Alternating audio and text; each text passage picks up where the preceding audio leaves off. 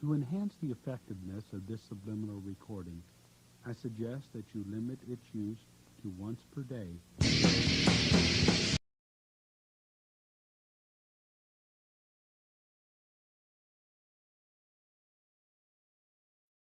The light of day, but it doesn't help when, they have to stop and kick people off the book for being affiliated with, that comic group. And so this is his excerpt. He sent it to me. So all is not lost. So you get to see it. And like I said, this is in no way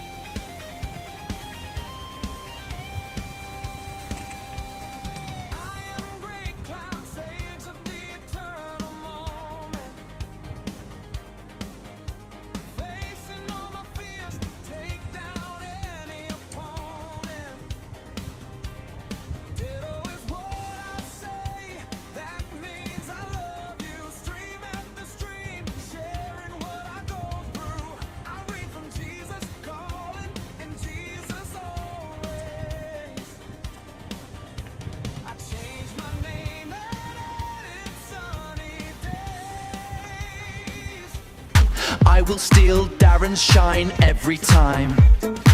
I will steal Darren's shine every time.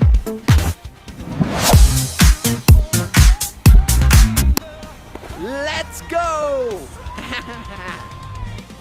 Welcome to Gray Cloudy Day.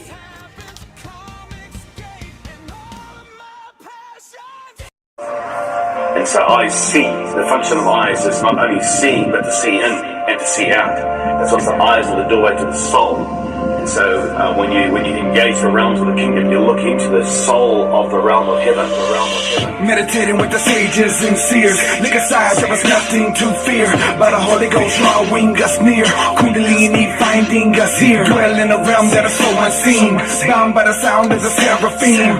We are the children of the Elohim, communicate through dreams. Green light beams, access what they can't see. Just rationalize, call it make-believe. And I open my eyes in disbelief, and I see the signs, but tell me what does it mean? Your words speak, my heart receives. Receiving insight when I'm deep in my dreams. My reality is not what it seems. I signally tease with my laser beams. Different choices, following voices raised from the dead. Now your boys rejoicing. I'm a poison, I'm a following stars. Cause in your religion with blasphemes.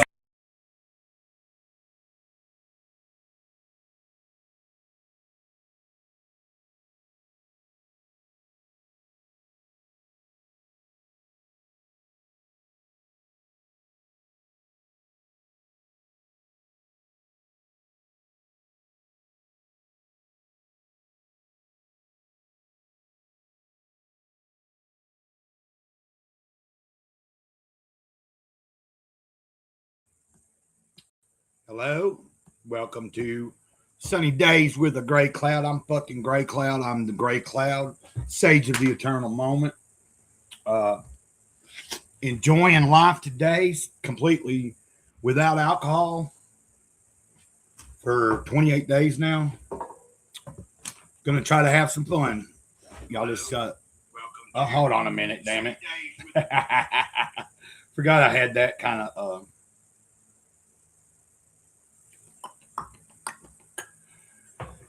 sometimes it takes a minute for people to be wanting to show up and say something in the chat. You don't have to join on panel. You can say hi. Don't feel afraid to say hi. That is appreciated. And I understand sometimes people are just listening and they don't give a damn about saying anything. And now I'm not going to force anybody because I can't. I'm here in my place. You're where you're at. So it's no big deal, really.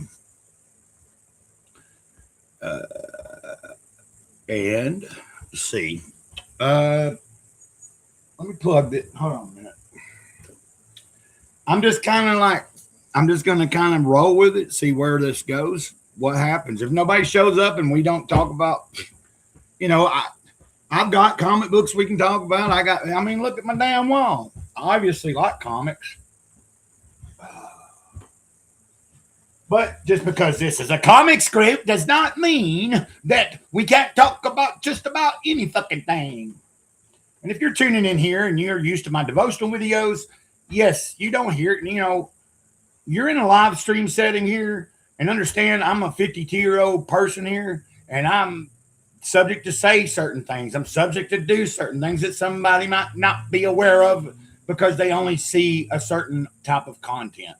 Doesn't mean that I'm a bad person. Anyway, I don't have to explain my damn self.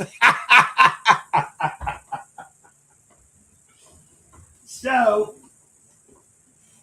and we're about to turn the cloud. Oh, wait, what happened? Boom. You see there? Getting things going, man. It's good to see you, Cody. Fucking A, bro. Fucking A, man. You know what I'm saying, bro? Bro. No, I mean, bro. Let's see what else I got here. I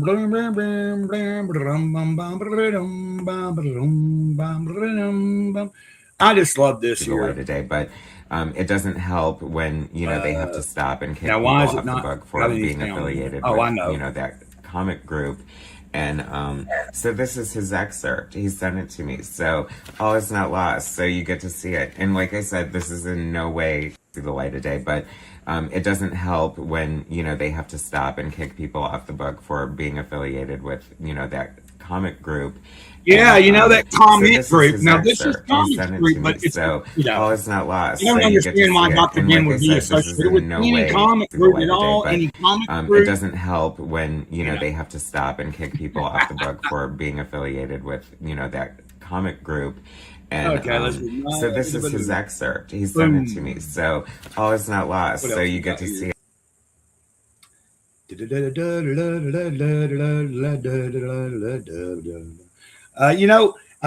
The key thing is for me to try to just keep this flowing, keep it rolling, keep it going, whether anybody shows up or not. And I don't mean necessarily on panel. We had one person say something, and that was Cody, and that's appreciated. Because any stream is going to go better when you're actually interacting, whether it's with people in the chat because they're not scared to fucking say something or shout out or talk. But sometimes you have to not ignore that crap, right? You have to go, okay, some people ain't interaction. You can't make somebody interact with you. Don't make a damn. I'm going to try to make the best out of this show. I'm going to start being more consistent again. So hopefully you will see every Saturday, unless, some major shit happens.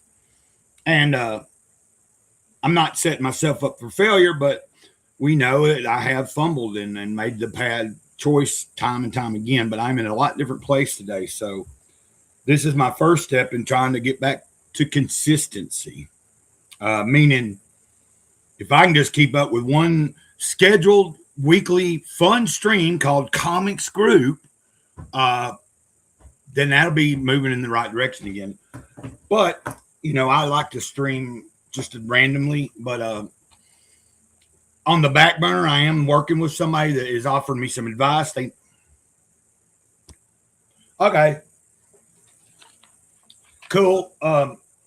I mean, you know what I'm saying? I'm good. If I'm by myself, I did a really decent stream yesterday. Oh, wait, you were there, weren't you, Cody? You were lurking, I thought. Did you see how many people? It wasn't like we had a lot of people, but there was several people that popped in the chat. We had one new person, and they subscribed. I subscribed to them, shared their, their channel. What was it? CJH Entertainment Plus. And then, they said they do follow some Comics Gate stuff or channels.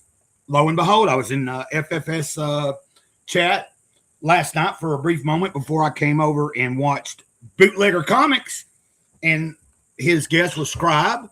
And I watched pretty much the whole time with that, tried to interact with their chat, asked a lot of questions, said a lot of things, it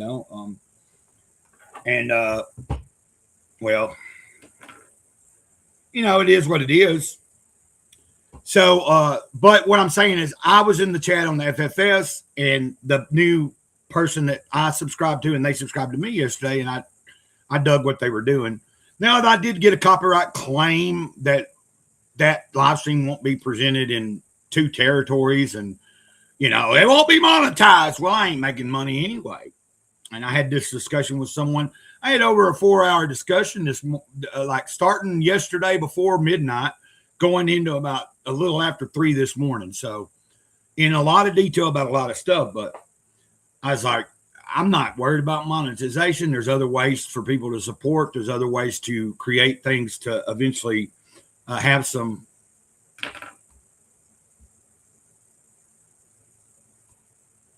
Oh, yeah. Okay. Yeah. They were ending it I thought. So you came in yeah. And for some reason, I bought a pack of cigarettes yesterday, and I say it time and time again, I don't smoke a lot of tobacco. But let me keep this rolling. I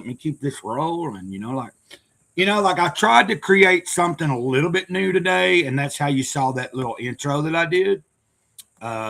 Just kind of, but we got some old stuff too, right? We got what do we got here? I've got the old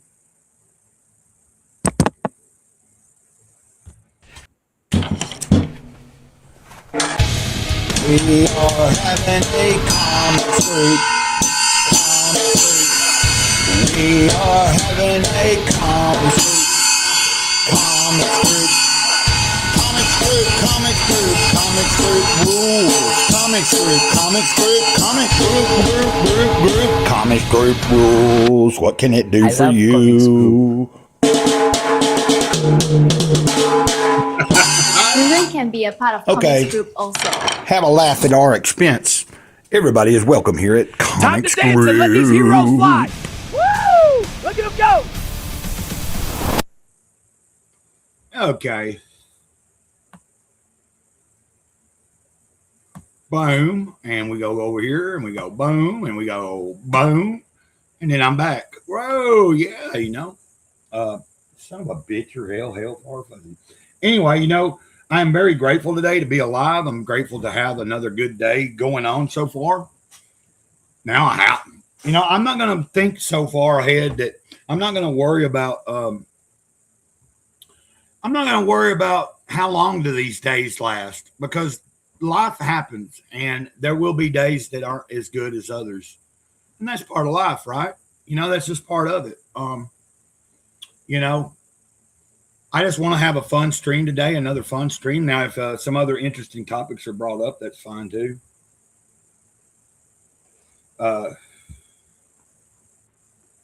You know what I mean? Kind of lean in between. I'm saying, but I'm bop, boo, bop, bop, bop, bop, bop. And, you know, I'm a little slow at some of this, but hey, I'm learning. I'm doing better. And so somebody is suggesting that I might need to have like 2 monitors so that I can have one thing over on one monitor, like if I'm wanting to share YouTube or anything like that. It's just already on the other monitor, and all I have to do is just I'll have to learn all that. And then, you know,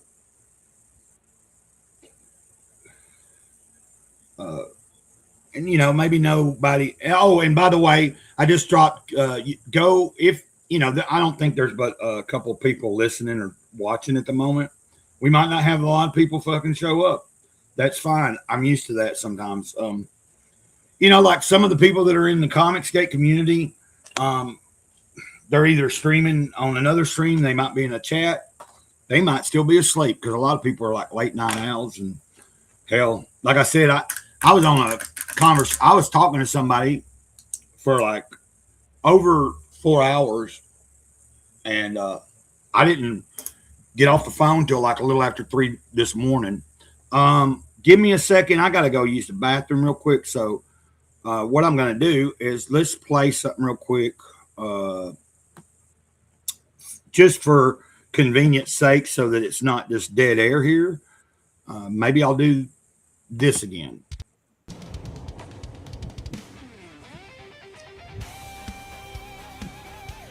And I'll be right back, okay, guys?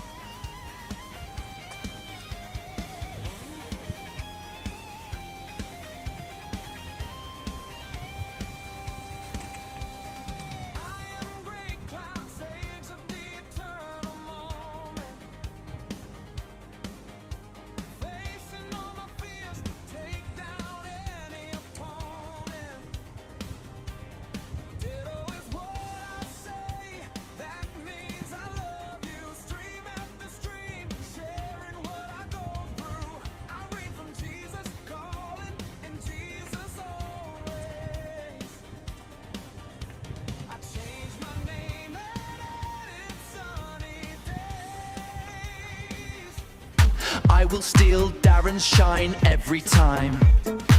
I will steal Darren's shine every time.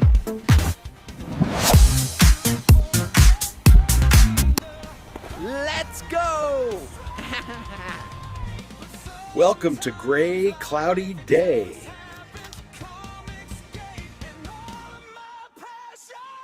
And so eyes see. The function of eyes is not only seeing, but to see in and to see out. That's what the eyes are the doorway to the soul. And so when you're looking into the soul of the realm of heaven, Meditating with the sages and seers. Look aside, there was nothing to fear. But the Holy Ghost drawing us near. Kundalini finding us here. Dwell in a realm that is so unseen. Bound by the sound of the seraphim. We are the children of the Elohim. Communicate through dreams. Green like beams. Access what they can't see. Just rationalize, call it make believe. And I open my eyes in disbelief. And I see the signs, but tell me what does it mean? Your words speak, my heart receives. Receiving insight when I'm deep in my dreams. My reality is not what it seems. I signally tease with my laser beams. Different choices, following voices raised from the dead. Now your boys rejoicing. I'm a poison, now I'm following stars. Cause root of religion which blasphemes.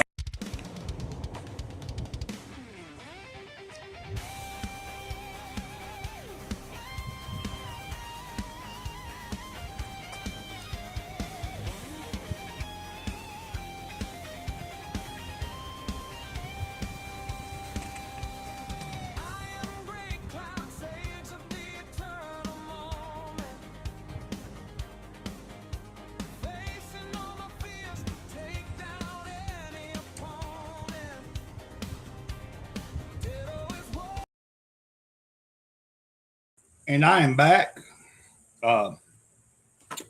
back on here, and just trying to keep it rolling, guys. Trying to think of what we can discuss if we want to discuss anything. I should have kept playing that one thing while that would have probably been better to keep it rolling, the music and the intro while I was pulling something up because. You know, here I am fumbling around, but I'm going to do this. You know, I think I can.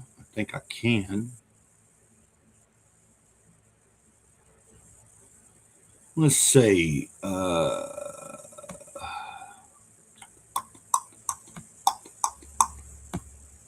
Let's see.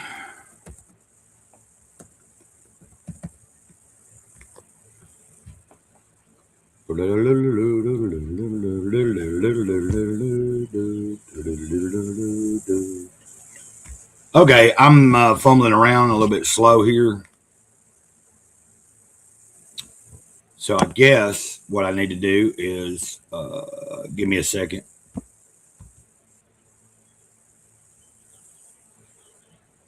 Actually, that's taking too much time.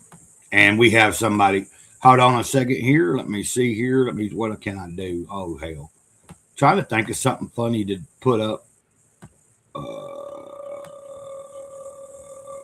Who cares? Wasting time, ain't I? So, welcome, old Cody, bro. Yo, what up, Gray? How you doing? Let me turn it up. Make sure I turn your volume up a little. Yeah, I'm a low talker. Well, no, I'm not. You know, I do have the ability to turn the volume up so it does appear a little bit louder to other people out there. Mic closer. And you got it, you know, like you got the setup that I don't have. Like you do have your headphones on and a microphone. I just do it raw right now, but. Yeah, well, I was lucky. I got this microphone given to me by a buddy at work because I told him I was going to start streaming. So he was like, oh, I want to do something to help you out. So he came and gave me a mic. So I was like, all right, sure, whatever. And then all this other stuff I just have for my music cord and all that. So. Right. Yeah. You know, like I didn't have a game plan. I was like, man, I just want to get back in the swing of things. I've done a couple of the, like I did one a few weeks ago. I don't know if it was Saturday or when it was, but it was a comics group. And yeah. I believe Tank joined me for a little bit. Yeah.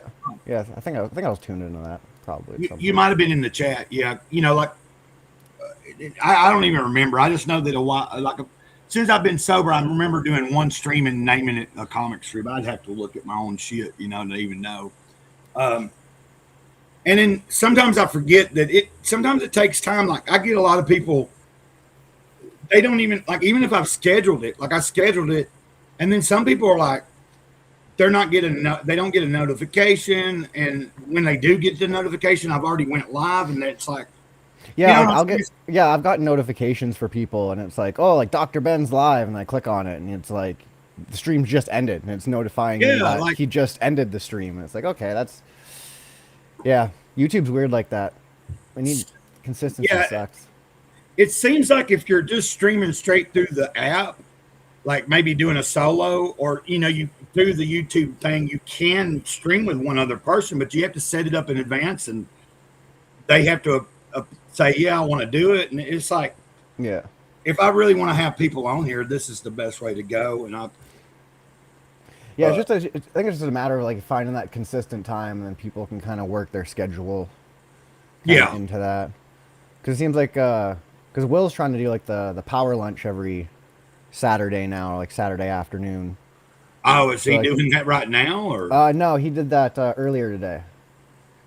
So it's already happened. I guess I was probably getting shit to. Well, this morning, I got up, like I didn't have much sleep. I was surprised, dude. I woke up and I was just like, I felt better than I'd felt in forever. Because, I got out there and mowed my fucking yard yesterday, got it finished. Oh, what, you're day 29 now? Yeah, I'm at 28. So I'm just a couple days away from being a whole month away from yeah, dude. Good alcohol shit. again. Good shit. Yeah, and but what I was saying was this morning, I was like, I got to get some things kind of going. I got to set some things up. I wanted to try to create a new, like, little intro, even if, and do what I could. Yeah. And, but at one moment, like, it was getting like close to 9 o'clock, and I was like, I didn't do like an online meeting yesterday. So I popped into a meeting that I've recently found, and I've attended it like about 4 times this past week, or at the 9 o'clock when they do it 3 times a day. So I did that. And then after that, and it's a cool meeting because it's like, after they're done, we hang out for about 15 or 20 minutes. And it's not like, you know what I mean? Like anybody that was there, you're in the back and you're like getting to know each other. Maybe I got a couple of numbers today. I shared my number on, more or less networking. And yeah. Cause like if I knock it out, if I at least, and I don't have to do one every single day. Cause sometimes like yesterday I had some conversation on the phone with people. I thought yesterday's stream went pretty well,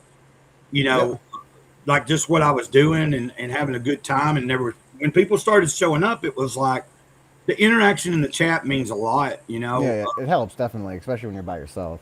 Yeah. Like you don't have to have someone on the panel, but I'm pretty good. Like I'm getting better at, I've always, like I can do all right on my own. Like I'm fine.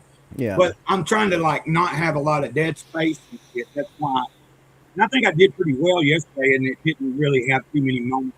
I'm quicker at being able to post a link. Yeah. I forget. I'm sitting here right now, like observing from my phone. So if I need to pull up a link, it's easier for me to just go over here to the phone, find the link, put it in there. Yeah, that's where the second monitor definitely comes in handy. Yeah, Darren Wagner, he's the one that's telling me, because like, I don't know if you know him, but I know of him. I don't know him personally, but well, he's the one that I've made a few of those funny things, like when James Gavin from England, I did, like I'm trying to remember who it was. They're following me now. But they had made the AI image with his face on that. I took it and created the animated one and said, have him say I'm still in Darren Shine, and it's like, it just fucking brought, I think it's a really funny, I still Darren Shine every time, and so Darren has at some point, like he had something called the Crack Pack before I ever knew him. So, and he hadn't really done that in a while, and he's not, but he does have experience with it, and he's trying to help giving me, like, actually, he said that I'm on point with everything that I told him. He's like, if I was going to give you any advice, you already told me where you're wanting to go, what you want to do, and you're kind of like, like I'm want to improve as much as possible. Oh, yeah. But he's willing to, like, maybe make, at some point, some more, like, take and make some intros for me that I don't have to fumble around and try to figure it out. Well, yeah, people who know how to do that stuff can bang it out a hell of a lot quicker. Like I'm somewhat fluent with the whole editing stuff, but I just don't have a good enough program to do it. Yeah, like I was trying to edit something together on my laptop today, because I do have it on my laptop, like a Cap's Cut. But like I've learned how to do it on my mobile pretty quick. But like I need to learn. Like if I might be 52 and I might be a little slow at some of this, but I do have the ability to learn how to do it. And Oh yeah. so if I can, I want to learn it, especially when I'm just by myself. The quicker I can learn and be able to do stuff. And then if nobody's able to create something for me, I need to know how to create it too and edit it too. Well, a good tool to actually use for that would be like Chat GPT or something. Because like you could actually punch in a Chat GPT, like I have no idea how to use this program. I'm a complete beginner. And this is what I'm trying to do, and then it'll give you like a step-by-step instruction list of how to actually accomplish what you're trying to do. Yeah, speaking of that mic being gave to you, it's like the laptop I'm on. Now the guy don't ever show up anymore and watch my stuff, but he had been a long-time subscriber, a fan. He liked what I was doing. He wanted me to improve on my streaming, and then I didn't ask him for nothing that he helped me with. And I'm very blessed that he just was like, hey, I ordered this for you, a refurbished laptop. I hope it works, for you. Mm-hmm. It is what it is. And I was like, because I've constantly been trying to get to a point where I could maybe pay out of my own pocket right off the bat one month. But it was very nice of somebody to do that. Yeah, that's sweet. So it sounds like you're doing good today, man. Like, Oh yeah, I just got back my logo lettering from Scribe. I had him do my letters for my logo there. yeah. So can I? Yeah, I got it set for my YouTube thing. And then yesterday I got back page 14 and 15 for line work for my book. So Oh, cool. yeah, and at some point today I got to have a meeting with Tank about a commission that he's doing for me. Awesome. So it's coming along. I'm about 5 pages away from hiring someone to do some basic letter work, and then I'll have a 20-page preview, free line work preview for people to just download and read and tell me if I'm good or not. Yeah, I can't wait to, it's like, no, I don't have a project that, I have ideas and things I'd like to see happen, but right now I'm just focusing on staying sober and then improving what I can do. Yep. If it's meant to be, eventually I'll get around to trying to put more into the story that I'd like to put out there. But I'm bad about procrastination too. But when I'm on point, like I'm gaining back a lot of energy and my creativity's coming back. I'm just kind of like rolling with it. And at some point I will be sitting down and crafting some kind of shit that could be possibly something to have somebody work with me on. You know what I mean? Oh yeah, because that's like, yeah, you basically just keep doing what you're doing. And then from what I've found, like the pieces kind of they line themselves up. Because like, yeah, I needed someone to do my letter work, and it just happened that Scribe does letter work, so I had him do it. And then Tank needed some commissions, and I needed some work done, so ended up linking up with him. So it's, yeah, man, just focus on yourself, and shit seems to work out pretty good. Yeah. Well, it's kind of like I was talking to my buddy, on the phone for a little over 4 hours and shit. And I was mentioning you like about, fuck, I just mentioned, I don't know, I totally spaced it. Like, why did I bring this up?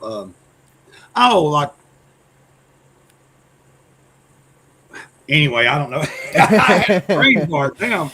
But it stemmed from me saying focus on yourself, and the pieces line. I don't know if that helps, but yeah, like, well, like, I was talking about that a while back, a few streams ago, or whenever it might have. I don't know. You've said it several times. Like when I kept talking about, at some point I was paying for it, and then I realized I was like, this $19 a fucking month ain't giving me no real extra shit. Yeah. Like, okay, I can have 10 people on a panel. I don't need 10 people. 6 is plenty if that's the way it gets. And then, like you were like, well, it's not like you're making any damn money at it anyway. Like, why invest too much into something until you're able to at least generate something that's paying for itself? I don't need to make a living off this. But yeah, like a part of me thinks I could pay for it because I am I'm a partner on Twitch, so I could make money on Twitch if I wanted to, but I'd have to stream a lot more.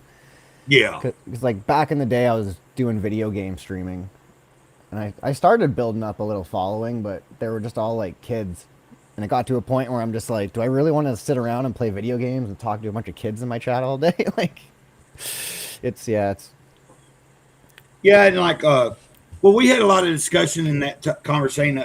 It was all over the place, but obviously, like if you're able to talk to someone on the phone for a little over 4 hours, that gives you an example of like it's someone that we don't talk all the time, but when we talk, man, it's like we have a lot of good conversation.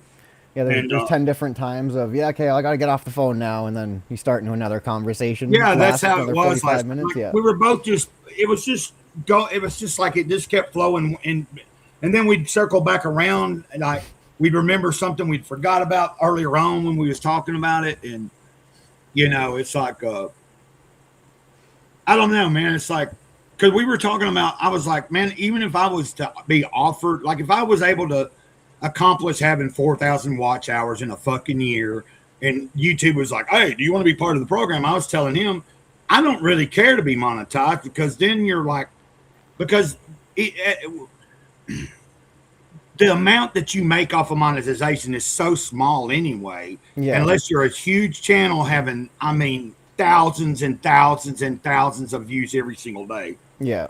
And it's like, if I say unmonetized, then I'm not as worried about trying to adhere to whatever YouTube is trying to do. Terms of service and stuff like that. And they're going to put commercials in your shit anyway, whether you're fucking monetized or not.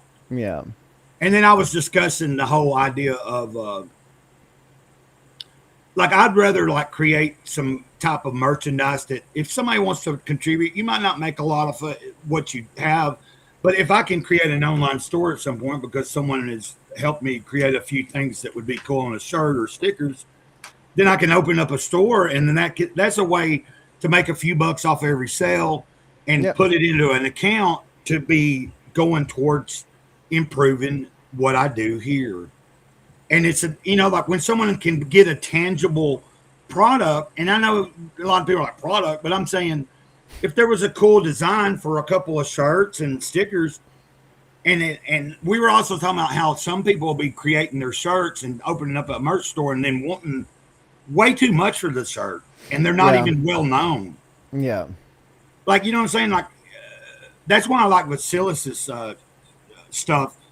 He's got some reasonable prices on some of his shirts, and the ones you pay a little bit more than $15 to $18 for, the reason you're paying more is because it's a higher quality, it's a better quality, and some of it's exclusive. But we were talking about what's more important, making as much money as you can off the product, or giving a feasible price for the product, making less on each product, but giving your audience the ability to go, I want to support this dude.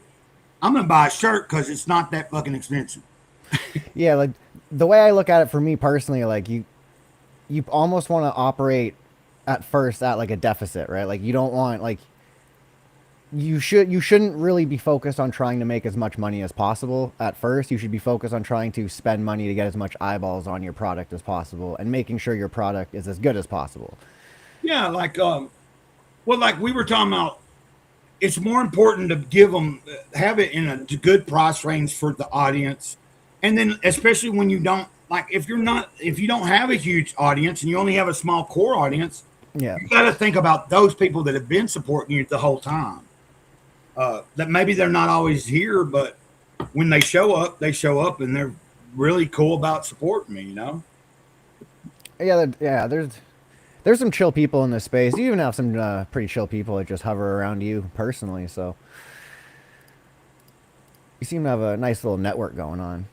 Yeah, well, it's starting to grow. Like, like yesterday you had several different other creators in there, and I was sharing, and it was like, and then and I noticed later, like I'd be gonna comment on somebody's little short or something, and like that David Lynn Prepper dude that was in the chat, he had already went in and like hit like and commented, was one of the first comments on a couple of the people's channels I was watching.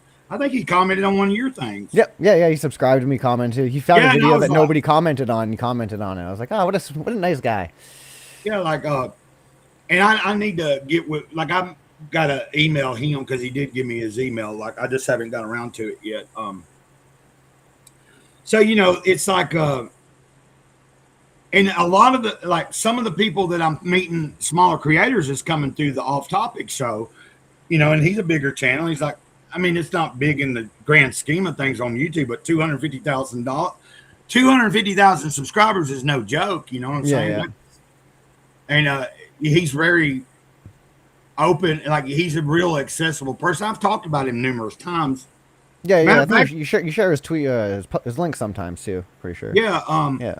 Well, he was in my chat like one day this past week. He came in, love you, man. You know, like, Nice. you know, you can tell like he's really busy a lot. So he's making his content, doing his streams. Like, it's early. The fact he even took time to even come in and say that's pretty cool. Yeah. Well, he's very big on supporting smaller creators that are, like, he just tells them, just, you know, like, his advice is just keep doing it. Keep making content and don't worry about, like, if it's a day that you aren't feeling it, don't fucking worry about it. You know, do it when you want to do it. If you enjoy doing it, that's the reason to be doing it. And, like, he's all about making real connections. Like, so instead of worrying about, I want 1 million subscribers and I want like 2,000 people watching my stream, it should be more about the people that do show up and maybe listening or hearing or watching. That's what's most important, I feel like.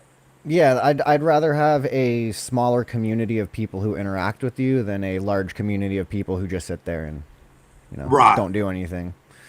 Because some people are different, though. Some people don't like interacting with chats and stuff like that. So Yeah, like when you mentioned video game, I have watched some people stream and just play their video game and not really even pay attention to what people are saying. To me, that's boring. yeah, I don't get Like, that. if all you're gonna do is get on there and just play it, and you're not even acknowledging nobody in the chat, and if you do, it's every once in a while, then nobody's really gonna want to stick around. You're not making it. Why do I just want to watch you play and you're not talking, you're not saying shit? Yeah, my goal when I was streaming was to try to make sure the people who were in the chat, I was trying to keep them talking as much as possible. That was kind of my goal. So I'd ask them questions and kind of just try to keep the chat moving as much as I could. But yeah, it gets a little.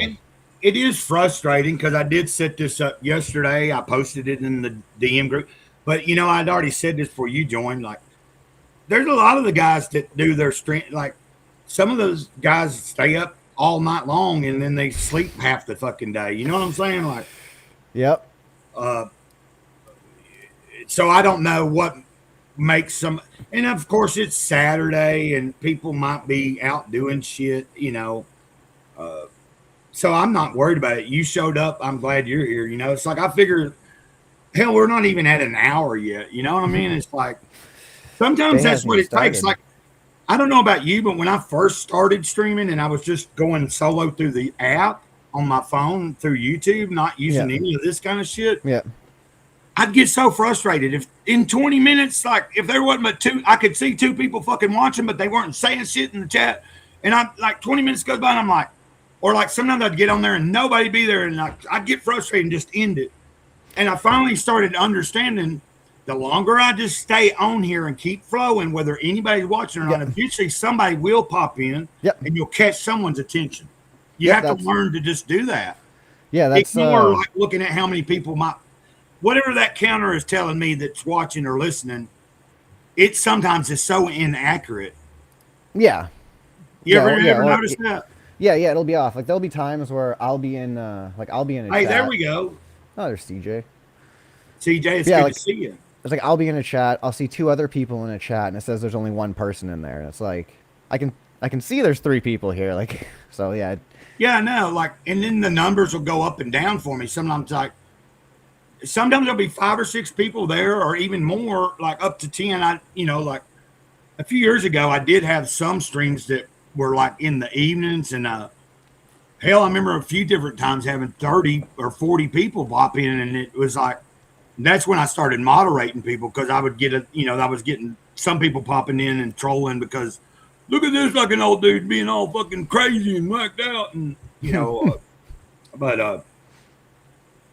and then a lot of people were tuning in to see how crazy I would be because at the time I was just kind of like I'd been gone all day trying to hustle up a little bit of money, get me a couple little things to smoke on, and maybe a little. I was kind of actively drinking a little bit, and people were more like I didn't want to be known for that. I don't want people coming to my stream because they just want to see some old fucking crazy dude acting fucked up because he is fucked up. I'd rather there's enough of those streams on there that you got people just talking nonsense into a camera in a costume. Like I don't understand those things. Let me well, like I guess it's not really. Did I moderate? That's a good question. Not that he's asked me to, but I'm gonna, I think it's only a nice gesture. I always try to do that. Like, so like CJ's now a moderator, and if he needs to drop any links for himself, it's not like we have a bunch of people watching. But the idea is that the more I do this, like yesterday, there was a little bit more interaction. There was more people. But look at it. Like I said, sometimes it takes. Sometimes I can literally, like I've learned. Sometimes might not be nobody there, but a few people, and then after I'm getting close to an hour, because some people might be starting to. Some people might just now be recognizing that. Oh wait, they're just now being notified, or they're just now, like we were talking about. And I'm already almost an hour in. It's like. Or they never got notified and they're just scrolling through YouTube. And they hope, and they're like, fuck. Yeah. If I'd known, like yesterday, right as we ended that stream, one of my old time, like Bleed Blue has been a moderator since I was first starting to do it. And he don't show up all the time, but when he does, he showed up right at the end. Like I'd already ended it and I saw him in the chat. He's like, so you're still clean? And then he was asking, and then he had obviously seen the last little segment that I played that I still Darren, and he made like a comment about some rapper that's named Gator something. He's like a country rapper that nobody likes in the scene that I Gator. I don't remember Gator Bowl. I don't know. He's not known kind of to be a asshole or like a scumbag or some shit. So dude was just, but I'd already ended the stream and I like that, but the chat was still up. So I was like, man, dude, like, but sometimes I used to also sometimes be about to end it and then people pop in and then it makes you want to stay on, but I can't do that all the time just because you can't. If I've already been on an hour and a half, a couple hours, and I think it's enough time, hey, I got to get back to the real world. Like today's Saturday. I mowed my fucking yard yesterday. But the only other thing that I'm really going to do today is wash some dishes. So I can do that anytime. I got a load of dishes I got to do, and still actually got to take the dogs out for a walk, not just let them run around the backyard. Yeah. And like, I've got to get back into like last week. When I came home from church and you were like, you were already going, like as soon as I seen, like, cause you had said you might do like the first week, you were like, I'm going to do this next week. And I was thinking when I saw that you were live, when I seen people on the panel, I was like, okay. And I was watching. So it turned in that you weren't doing like what you had tried to do the week before. It was more like, no. So yeah, the week before, I was trying to do the music thing, and then Bootlegger hopped in and ended up talking to him in the chat. And yeah, he was going to hop on panel, and then by the time he ended up hopping on with me, I had kind of called that stream quits. So then, he messaged me and asked if I wanted to do something kind of the next Sunday, and then I was like, yeah, just send the link out to some people, see if anyone wants to come. I'll send the link out to some people, and then, that's kind of ended up getting a full panel, which was kind of cool. Yeah, like, like if I hadn't been in church, I would have been seeing it probably sooner because, but I was just like, I was tickled when you sent me the link. Like, I didn't know if I could join, but then I just went ahead and did. Oh, yeah, dude. Anytime, man. You let me on your stream anytime, so doors always open for you whenever. Well, it's like, I don't know, and I might be just like being self-conscious, but I feel like here lately, there's some people that were really open to streaming with me at some point, and now I feel like they're not so open to it for whatever reason. Like, and that fuck it, and it might not even be anything personal. It's that maybe they're not thinking about it because I've been so kind of out of streaming for a little while, dealing with my own shit. Now that people are like, okay, he's in a lot better spirits. He's not all fucking down in the dumps, and he's doing shit again. It might take some time. Like, I can't worry about why someone might. Like, I try to treat everybody respectfully if possible, and the truth is that some people are going to get bent out of shape for no matter if you've walked the fine line and not done anything offensive. Like sometimes people just are going to take something to, like, get offended by whatever it is. And well, then you got the tribalism too, right? Like someone could have seen like, hey, you were friendly with this one person, so that means you're friends with these person. You support this guy, and it's like and I try to stay neutral as much as possible out of that. But then when I start, there's certain people that in the past few months that I was trying to be neutral and then they just started going overboard on what they were posting and saying. Yep.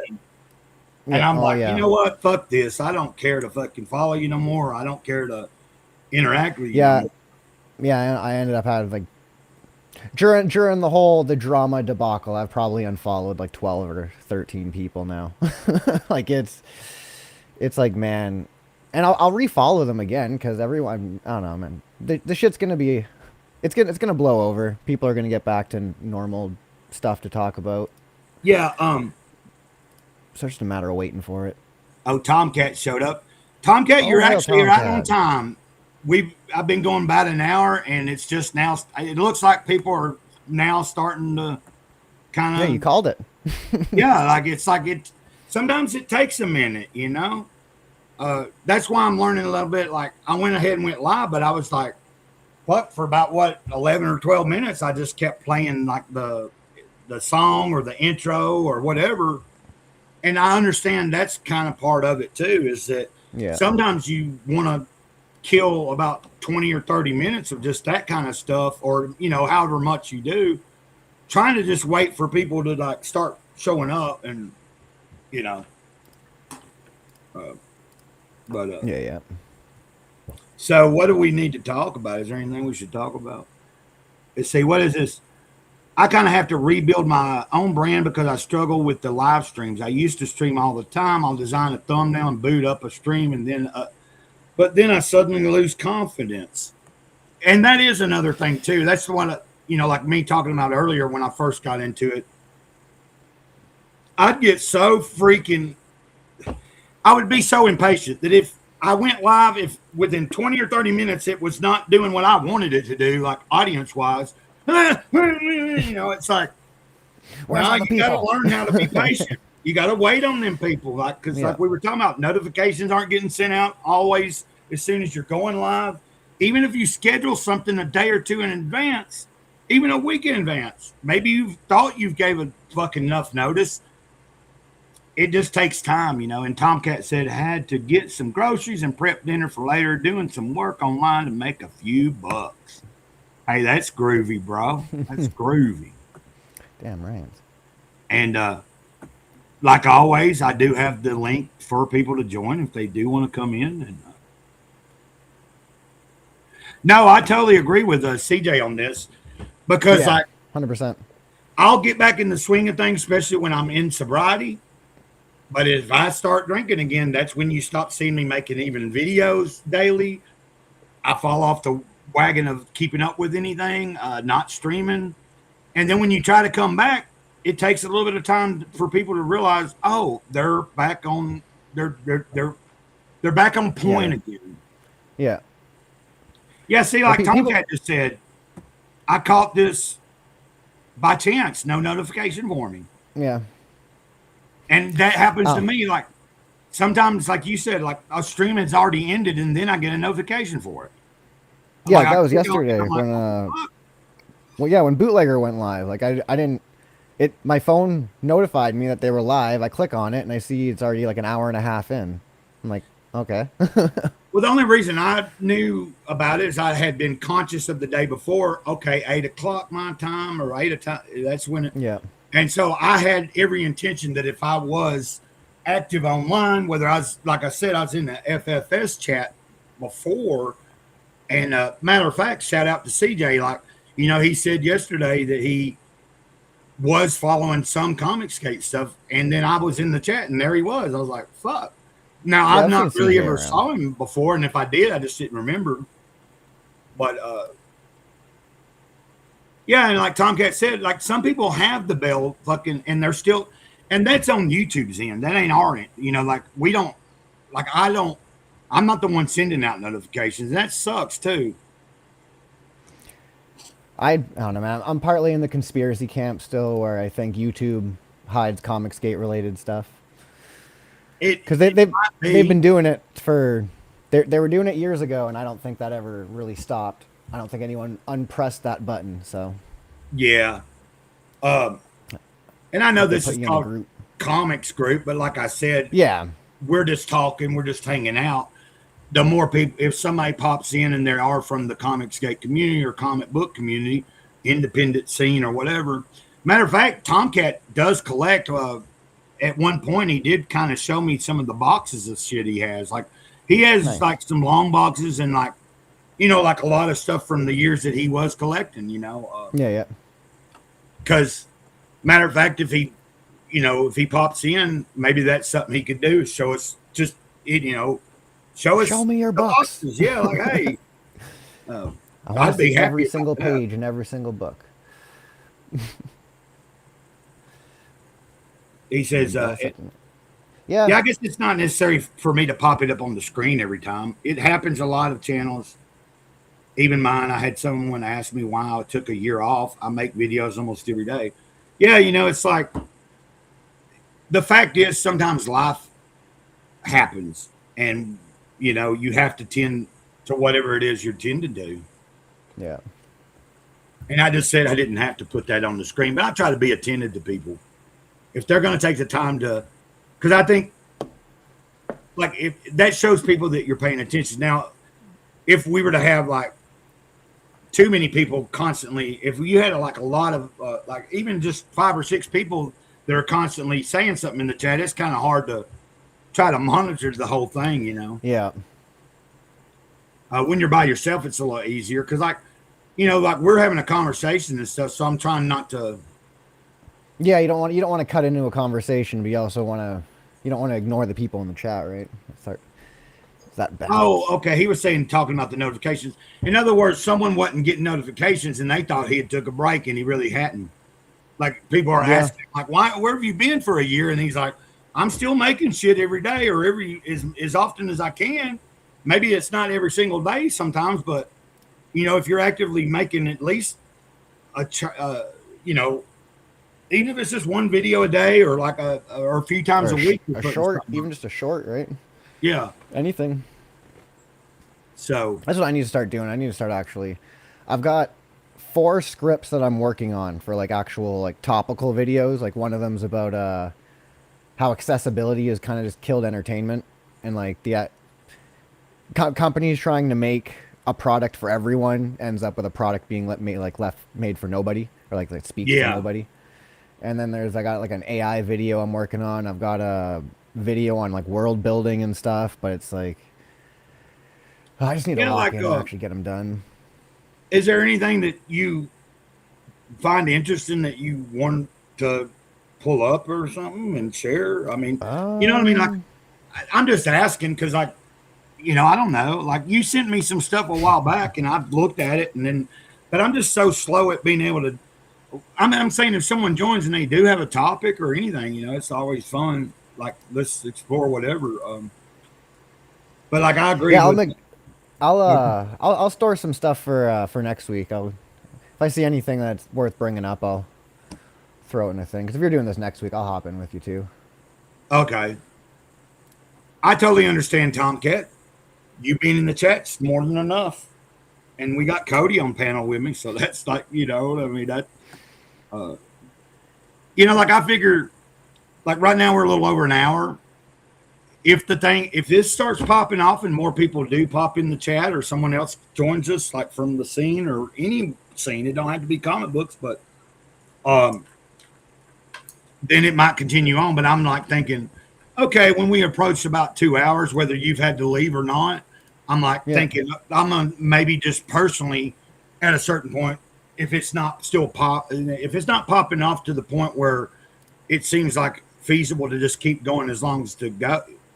Because you've seen me do that in the mornings before. I might not be intending on streaming for 3 hours, but people are in the chat, people join the panel, and it's kind of nice. It's a nice thing about winging it, like how you want a little bit of a structure, so you have something to like pull from when you run out of topics. But yeah, it's always good to kind of just go with the flow.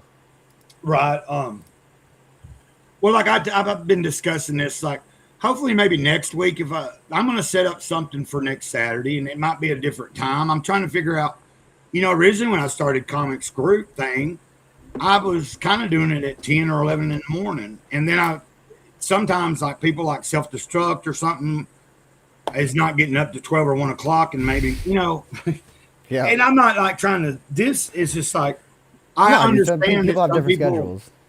I'm trying to figure out what's the best time to try to do it if people are going to want to try to be on or in the chat and be there. But, like you could set whatever time, it's just going to be because everybody's life's different. Yeah, I mean, yeah.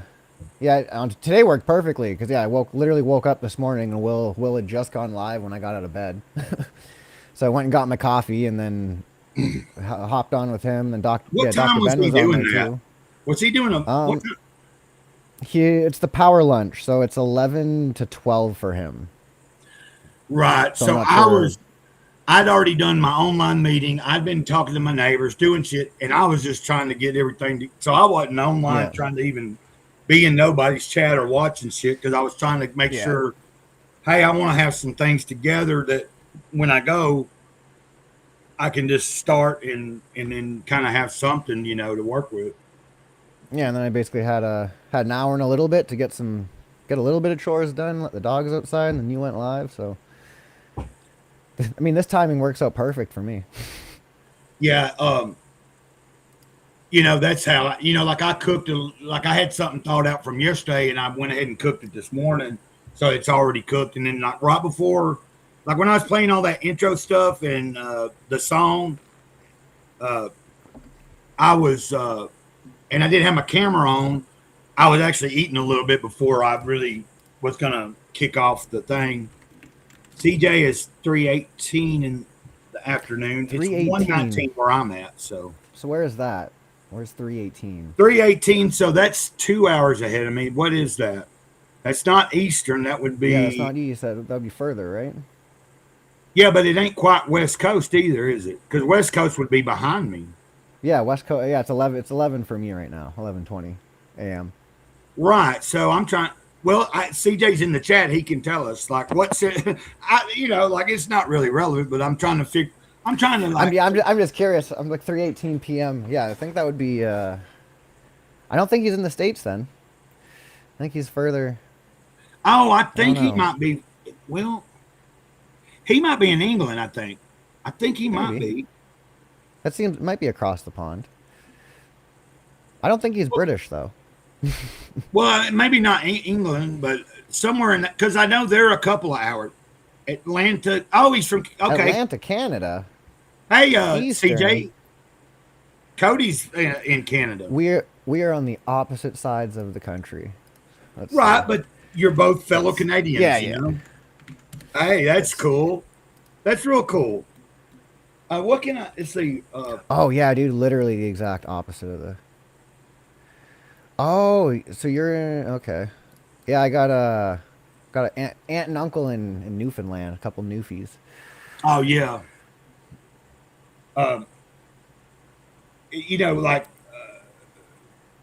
That's pretty cool. Like who I don't know if you know, but JD Powers, Not Associates or some shit. Have you ever ran across him? That name sounds not JD Kirby. That sounds familiar though. JD Powers. It's because you have the JD Powers that does the stuff. there's like a big time thing. So he's doing, it's a parody name, but it's like JD Powers. It's a play on what is most people know of JD Powers, and they put out every year like automobile update, like reviews and the best, every year there's a JD Powers.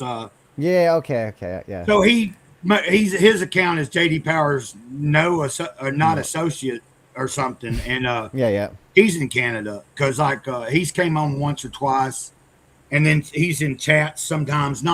I ain't seen him in my chat in a while, but I'll see him in other chats, and he mentioned to me like about a month ago, like, man, we need to get together again, and I'll come on a stream or something. And I just mentioned him because he is in Canada. I remember when I first met him and we streamed together a couple of times. I think I was on somebody else's channel and he was on panel, and then he came on a time or two with me. And Niobe Comics that's in Canada. Larry Niobe. Yeah, I know Larry. Yeah. Fucking Larry. Well, apparently JD Powers said he don't live far from where, like, they live kind of in the same area, and he's like, man, like he was talking about how he just like controls the fuck out of him, like. I hope Larry's not in British Columbia. I really hope not. Yeah, I don't know exactly much about Nio. I never followed him. I never give a shit. But all I know is that he's kind of like a locale. He's bitter. Oh, at dude, some point, I think he was associated with. Do what? He's a bitter guy, man. Like he when I was watching Tony's streams a while back, he would hop into like Tony's chats and like basically try to dox people, like literally just put people's addresses in the chat to get Tony's streams taken down. It's like, man, that guy's weird. Well, I know that he's angry, man. He has had a lot of conflict with like Mike Wheeler and them. He has. He's also very anti-Comicsgate in general. He hates EVS. He specifically told me his goal is to make sure no Comicsgate books ever see a space on a shelf in like a mainstream store or anything. I'm like, you're a fucking piece of shit, dude. Well, I mean, like, I don't think really, like, it's cool if it was to happen, but I don't think that's the intention of Comicsgate. No, it's not. It's no way. Yeah, it's not supposed to be mainstream. Most people on Comicsgate, even the bigger creators, they'd rather do direct to market, or you go to their site, or you fund their fucking campaigns. Now, if it was to ever pop off where they could have some stuff in a store, because I know Shane Davis was trying to get that done, and I think he recently just said that might have fell through. He had been talking to like a couple of online places and also brick and mortar. I think he was negotiating. He was in talks with, I think, Barnes and Nobles and stuff, and I don't think that is going through for him. So, but that's fine. He was already doing fine on his own, because you think about it, you get it into the stores. It's going to take time, but I understand why you get it into the stores, because that's reaching a different audience that has no clue about your YouTube channel, no clue about Comicsgate or shit, and they just happen to randomly see a good book in a store. Like if I came across a Comicsgate book in a store and didn't know about it and looked at it and liked it, then you might be introducing a whole new audience to people. And so I'm going to be putting in the back of my book, I'm going to be putting a advertisement for the Comicsgator website. And my plan is to take I'm probably going to print an extra 30 books to literally just be giving away to stores, and I'm just going to go to different like bookstores and stuff and just give them 5 comic books and be like, put this on a shelf somewhere and give it away to somebody or something, right? Like if you see someone who might look like they're interested in it, just give it to them. Yeah, if the bookstores don't want it, I'll just give it all to my local comic shop, because I got a sweet local comic shop. Well, have you seen all that talk about, like, how Eric July is now like getting his stuff supposedly in some stores and it's going to be online and offered in other marketplaces? So it's almost like he's fucking his own core audience and not doing directly to, but I've been seeing a lot of talk over the past month or two when he started talking about this, that it's not hard to see the reason he's doing it now. He originally started his company to be like, okay, but now he's dwindled his audience so far down that he's the only way he's really gonna be able to sustain it is getting into those fucking places, you know. And but the thing is, no matter if you get it in there, if you got shit quality stuff, all it takes is somebody buys one book and be like, what the fuck is this? Eric has created the perfect, I don't know how to describe it, like the perfect Walmart or like book you would want to see sitting in like a waiting room. Like that, his books are like, I don't want to say they're objectively terrible. They are bad. They're horrible. But like they are things that like a regular normie could read and be like, oh, I took nothing away from that. But it wasn't bad. You know, before he had the fallout with EVS and stuff, I had followed Eric for a long time, and I was I'm excited for what he was doing. I was like, this might really help. And everybody thought the same thing. This is going to help Comicsgate. It's going to help the independent community in general, whether it's Comicsgate or not. But he was not about helping promote anybody else's shit. He had spent like a whole year of being on people's other shit, everybody promoting it, and not having a clue what the quality was going to be. And then when people started talking about it finally, he got all butthurt and fucking was like, eh. Well, like if you're not willing to fucking take real critical, like actual, what is it called? Like criticism. Yeah, but like positive criticism. Like if someone is coming from the standpoint, like this is how bad you faith criticism. You're coming from bad faith. You come from a place of bad faith. Right. Fuck off, Eric. If it's someone that's been in the industry for years, like EVS, and they're trying to tell you this is how you need to fucking be doing shit, and you're not listening, or someone does a review and is giving you actual honest points of where you could improve on it. Like if this is your first time ever having a goddamn comic book or a comic book company, then you might want to listen to people that have been doing it longer. Yep. Well, that's the funniest thing about all that stuff, man, is like Eric was one of the reasons I actually, like him announcing that he was doing ISOM made me be like, fuck, I could turn my idea into a comic book. Because I had the idea for Subjugates, but I didn't know what I wanted to do with it. So I'm like sitting there being like, what do I want to do with it? And then basically like Ethan made a video on like stop complaining, start creating, and then Eric made a video basically being like, I'm going to create ISOM. And I'm like, well, fuck, if Eric can do it, like, why can't I do it? And then. But the thing about the whole ISOM thing, like, you know, I was almost going to back it. And I am so glad I never did, because once the reviews started, people did start actually talking about it. Because there was a guy. Yeah, I got 1 and 2. I'm just glad and even in the $5 sale, like when I saw him do that $5 sale, that was like a slap to the face of anybody that was paying $35 at the time for the fucking shit. Dude, that pissed me the fuck off, because it's like he had he had too much stock and he was trying to unload it. Well, dude, the fact that he could sell it at $5 a pop tells you got fucked at $35. Well, for me, because I'm in Canada, right? So I got to pay the cross-border fee. So I usually end up paying more for shipping than the comics are worth. Yeah, well, it's like, I didn't mean to interrupt you, but CJ, did you see that where he said, I used to support campaigns until I started getting by the. That's why I'm the same way. Like, if someone has a digital option and they're in a place where like this, they're not in the United States, I'm going to at least try to do. I can at least check something out digitally. That's what is. Yeah, that. Oh yeah, bring that onto the screen. Yeah, bring it on the screen. That's a good one. Yeah, you're George Lucas coming out of retirement, so we're the Minions. Yeah, dude, I don't understand that. Like, he's like, yeah, I'm gonna come out of retirement to voice something in the Minions. It's like, you just let your entire Star Wars franchise die, but the Minions is like. Yeah, are you talking about the Minions franchise? So that Minions TV show, the little yellow. Yeah. So he's doing a voice for that or something like that. Like he's. Yeah, that is hilarious. Okay, you're coming out of retirement for that. That's really not coming out of retirement. You're just doing like something like what I would be more impressed with is what if he was to create a whole nother fucking story and start producing something that's in competition with his own fucking original franchise. That Yeah, would be he's, fucking bomb. Yeah, Because he could do he's way that. too far for that. Well, he could, but I think the reason he He's sold it too to old Disney in now, the first though. place, Like, it would yeah. have to be handed off to other people at some point.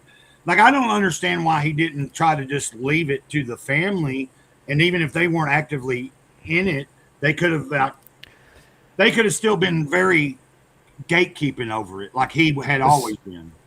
So he was, from my memory, he was told, like he basically gave the script of episode 7 to was Bob Iger or whatever, and he was told that they were gonna stay, faithful to his product, his vision, and they just straight up lied to him. They're like, yeah, no, Well, like, we're gonna. he had a we'll take working relationship with what's her name? That Kathleen Kennedy. he had previously Yeah. had plenty of good, working working relationship with her, and he trusted He her. was the one. and she Yeah, he totally put her in fucked- charge. She was supposed to take it over for him, and she was and like, continue on like he had it. but Yeah. instead she was like, no, the Force is female. And it's not either one; it's kind of neutral, Yeah. Yeah, that was the moment I was like, man, we've gone downhill. Like the Force isn't female. It's Oh yeah, like his art, now I didn't really like that first thing that he did. That was actually like kind of a student film. That one that was like science fiction. It's got a weird name to it. You know what I'm talking about? It's like no. I'd have to look it up. CJ probably knows what it is. Maybe I'm sure he had a ton of ideas. But then the next thing he did after that one thing, it meant with the sci-fi thing was kind of first, and then he came out with American Graffiti, Yeah. and then I don't remember a couple of other things that weren't Star Wars, and then it was Star Wars that really blew him up. He had some notoriety with American Graffiti, which is a very classic. When I was young, I watched it because it was George Lucas, and I was like, this is George Lucas's shit. All I knew was Star Wars, and I was going back as a young, but now as an adult, like American Graffiti is a classic, dude. It's like, you can't. Oh yeah, THX was the name of the sci-fi one. He just said that, I think. Oh yeah. Yeah, THX was what it was like an experimental. While he was still kind of a student, and like it was his first real, like full length thing or whatever. Yeah. And it's just, it's probably like I'd have to go back and watch it now. I remember it being kind of boring because if you already knew, if you were turned on to the Star Wars, and that's all you knew, and then you go back and you watch that, it's like, yeah, you're like, yeah, it's not what you're expecting. It's kind of like for years I'd hear about 2001 The Space Odyssey, how great it was. And like as a kid, I watch it and I'm like, this is fucking What boring, is this? dude. Yeah. They're so long. And I understand it was like unlike anything before. And it don't really get, the only time it gets interesting is towards the end with that monolith and shit. Have you ever watched it? The Space Odyssey? Yeah. Yeah, a long time ago. That's the one where they do the keys and the alien ship fucking puts the notes back, or am I thinking of something else? No, they're like circling around one of the. They're Odyssey. Yeah, it's a crew that's like orbiting around Jupiter. Yes. Okay, and then they end up. I've seen this. Yeah. Like I said, the last about 30 minutes of it becomes kind of more interesting. The whole first half of the movie is all boring, like them just floating around, like. Yeah. Yeah, it was groundbreaking for the time, though. Yeah, it was, now the sequel that came out years later, 2010, and I don't remember what the subtitle was, but I really dug it. It was a lot more higher production. It had more, like, there was more to it, and it was more, like, kind of involved rather than just watching astronauts float around and whatever. Because the sequel was like, if you say 2001, you go to 2010, it's about 10 years later, and that crew that was in 2001, they disappeared. Like, so. Yeah, I didn't see the 2010 one. Well, it's worth watching because the guy that stars in it is the guy that was, Brody from the first two Jaws movies. Yep. that actor, and he's a good actor, dude. Yeah. Um, Okay. I'll So have to check that out. when it came out, there was people that were such fans of the original that were like, you know, this ain't, you know. But as a kid, or I wasn't a kid at that point when it came out. I don't remember what year, but I remember watching that and really liking it. And then I hadn't really watched Space Odyssey, so I went back and watched Space Odyssey. And I was like, what the? Okay. Fuck is this? You know, because like the sequel, you could not really know and never watch the first movie, and you can pick up on what it's about. CJ says I made a video recently where I explained that I think the new Planet of the Apes is. Oh yeah, I watched that, CJ. That was one of the ones I watched after I got off the stream yesterday or whatever. I think I commented. That could be cool. Did you read what he said though about the yeah, and then yeah, that could be cool. Go back to the apes' point of view. Yeah.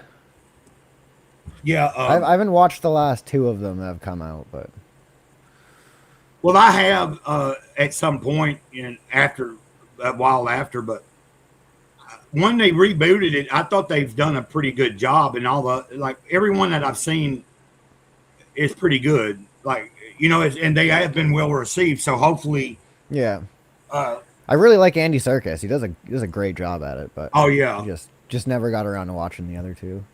Well, you know, I was a fan of the original movies. Like I remember, there was movies, and then there was a TV show, and you know, the TV show was a little bit different because the people playing the characters was, you know what I mean. But yeah, they weren't the same. Yeah, but like, and then that first new version that like Tim Burton did, it was okay, but it was not. I was like, okay, like, you know. I did like the way it ended. I was kind of anticipating the next one, and it never did happen. And then they just rebooted it. Rebooted it again, yeah. Awesome, can't. Okay. And I've seen they got some interesting looking Planet of the Apes comic books that have been coming out over the past so many years. I think occasionally I see some. You know what I mean? Like I've seen some of that stuff. I haven't seen any of those. Huh? I haven't seen any of those. Oh, really? Let me see if I should find some. See if you can find something about it, and if you do, you can share your screen and we can look at it. Is that cool if you can do it quick? Oh yeah. Just see if I'm correct. I know that I just saw something recently about. I know that they have put out some, and I think they're in conjunction with the newer movies. Would it just be Planet of the Apes? Planet of the Apes. Let's see here. Well, I'd be curious to know if I'm correct or not. I could be totally off the map, but I know just recently I seen something, and it might have been old, but it was new to me, and I was like, that looks pretty cool. Like, I wouldn't mind not checking it out. I know that. Oh, yeah, Marvel Planet of the Apes. Okay, here. Let's, bring this up, share screen. Oh, this is all the same as StreamYards. Okay, nice. Or you can just, oh, okay, there you go. And then let's see what we got here. And then I'm going to make us kind of like, does this work maybe? Wait, hold on, I got to see if I got to read. There we go. Now I can see me in this. There we go. That's what I'm talking about. Those look pretty nice, dude. They do. Like the covers and shit, and I've seen a little bit of the interior stuff, and is that the, did you say that's Marvel? Yeah, I think so. Fox? No, it's Marvel. Okay. And I'm not Marvel sure. in the bottom corner there. 2023, and those, here we go. Those might be a few years old too, but I knew that they had done some stuff that looked interesting. Like I wouldn't mind maybe finding some used copies on eBay or something. Here, I got a better one here. Okay. Boom. You can actually look at one of the books. Oh, do I need to? I'm not giving Marvel any of my money. Yeah, I'm not. But if I bought it off of eBay, I'd, you know. Yeah. Let's see what these pages kind of look like. Should I blow that up or just keep it like it is? Can I zoom? How do I zoom in? I don't know how to zoom in. Well, see, like we don't have to be on screen now. It's like Oh yeah, there you go. Yeah, that works. That looks pretty nice, though. Yeah. So, not buying it from when it came out or from Marvel, but if I was to find, does it say what years those were? That's been This one's 2023. right. So I could probably find some decent used copies for cheap on fucking eBay, dude. I'd buy it. Yeah, yeah. You could probably find like a bunch of them, like a fucking group of them together or whatever, collection. He says, plus it's interesting they hired the guy who did Fantastic Four, which took place in space, talking about the movie, I guess, coming up. And then the next, and maybe, so he's talking about the movie still, but yeah, I just, since I mentioned it and you didn't know about it, it's kind of like, you know what I mean? It's kind of like, to me, it looks interesting enough that, and I'm not even sure if Marvel's still even going to be doing any of it, because if they are about to do another movie, somebody's probably going to get in on the comic book side of it, because you can do so much with comic books or whatever. Yeah, I love when that that's art's the one thing I really love nice. with Star Wars. It is actually, I really like it. Like the one thing I love with the Star Wars comics is like they were really intertwined into the background Yeah, of like the storylines.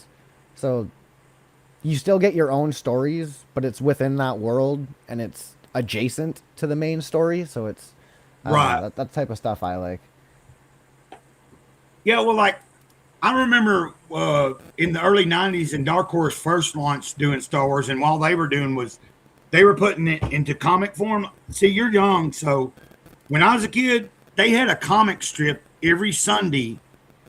It was Star Wars, but it was like side stories in between the movies, and then when it would Oh, lead that's up, cool.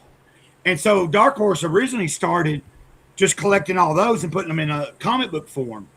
Yeah. That kicked off so popular. That's what got me back into it. Then they were able to license and start doing like, versions of like a sequel after Return of the Jedi, and then they started going back thousands of years and doing Tales of the Jedi and all that kind of shit. That was like, the whole. What do they call it now? Yeah, like well, that's Marvel. Yeah, yeah, these are, oh, yeah, never mind. I want Dark Horse. Yeah, look up some of the Dark Horse stuff. What do they call it now? It's considered Legends, but some of those fucking stories that Dark Horse was doing, based on the Zahn books and shit like that or whatever, were fucking nice, dude. And I had a lot of them. There we go. Just Dark Horse. Is that the only Dark Horse one? Oh, there's one up here. Yeah, let's go to this. Or no, it's IDW. There we go. We'll go with this one. Darth Vader in the Ghost Prison. Yeah, like, oh, that's Marvel still. Oh, Why? that was hold What'd you on, type in? hold- Just Darth go Vader to in your- the Ghost Prison. I mean, they still look cool. Like, I'm not saying Marvel stuff, No, yeah, no, I don't want Marvel either, but I don't understand why it's going from Marvel. It's showing me Dark Horse, but then Yeah, it's going I know. to Marvel. Even that, and now it's Marvel.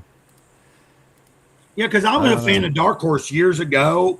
Like the whole, because they had the Predator franchise, the Alien franchise, and they're the ones that did the Alien versus Predator. Like, because CJ's bringing up, I will say this: it seems like Fox didn't know what to do with Predator, so only Dark Horse. Yeah, like Dark Horse explored the aliens and the Predator a lot more. So Yeah, I basically grew up reading my brother's comic books, which were Alien, Predator, Heavy Metal, fucking the Max, like all stuff that I shouldn't have been reading as a kid. I basically skipped over the whole superhero genre and went right into just yeah, the dark stuff. I mean, that's what I was originally first into, but as soon as I started discovering actual independent comic books and like more adult oriented, like in the 80s, I'd go to flea markets and that's how I learned about a lot of the stuff that are some of my favorite comic books. I just found like random shit that I didn't know about or something. And I'm like, what? Yeah, I don't know why all these are saying all these say Marvel, whatever. Man, there's got to be some fucking way to do this. Like, I'm gonna show you this though. This was one of my favorite comic books.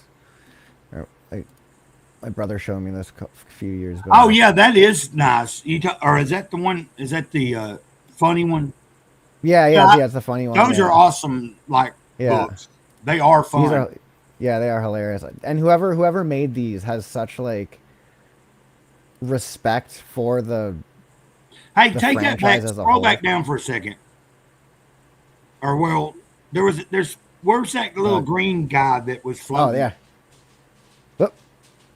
That's almost reminiscent. Like, you ever seen the animated heavy metal movie? Yeah, yep. Now, it's a robot floating around, but that just reminds me of that little, in that one scene where the dude's in court and he's like paying somebody to fucking and the guy's like rolling that little thing around. Then all of a sudden he's fucking telling the truth. And then and now I might be wrong, but that just reminds me of almost a homage type thing or something, even though it's not. Yeah, feels like it. But it could be another. It's definitely something. I think they're probably giving homage to something. It might not be that, but because that was a robot dude with one eye. Yeah. And it kept floating around telling, come here, go here, trying to run away from. What turns people away is calling it canon, this canon, that. This. Yeah, I understand that too. Yeah. Name it Universe 1 and 2 or whatever. Yeah. Yeah, I don't know. I'm big on the whole. Everything should be canon. You should you can have non-canon stories, but like when you have something like Star Wars, the factor they just took half of the universe and was like, yeah, this doesn't exist anymore. That still bugs me. Yeah, like even Lucas didn't do that before he fucking sold it. It was just considered legends, like meaning.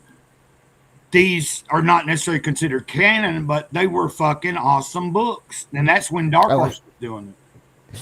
Oh, that looks awesome, dude. Yeah. I have seen these and read them either online or watched someone, you know what I mean? Yeah, they're just fun books. Yeah, I think I do like it. I enjoy those. It's a different take on Star Wars, you know? Yeah. And it explains a lot of like interesting things that don't make any sense. Like even right here, like this was like Alderaan getting blown up. And then all of a sudden the Millennium Falcon comes out of hyperspace. And in the movie, right when they come out of hyperspace, there's just 2 TIE fighters above them. And this just explains that like these 2 guys were trying to go to Alderaan and escaping in TIE fighters. That's why they were above them in the movie. It's pretty funny. Right. Well, yeah, I'll pull that off now. Well, I'm about to pull a fast one on you, I think.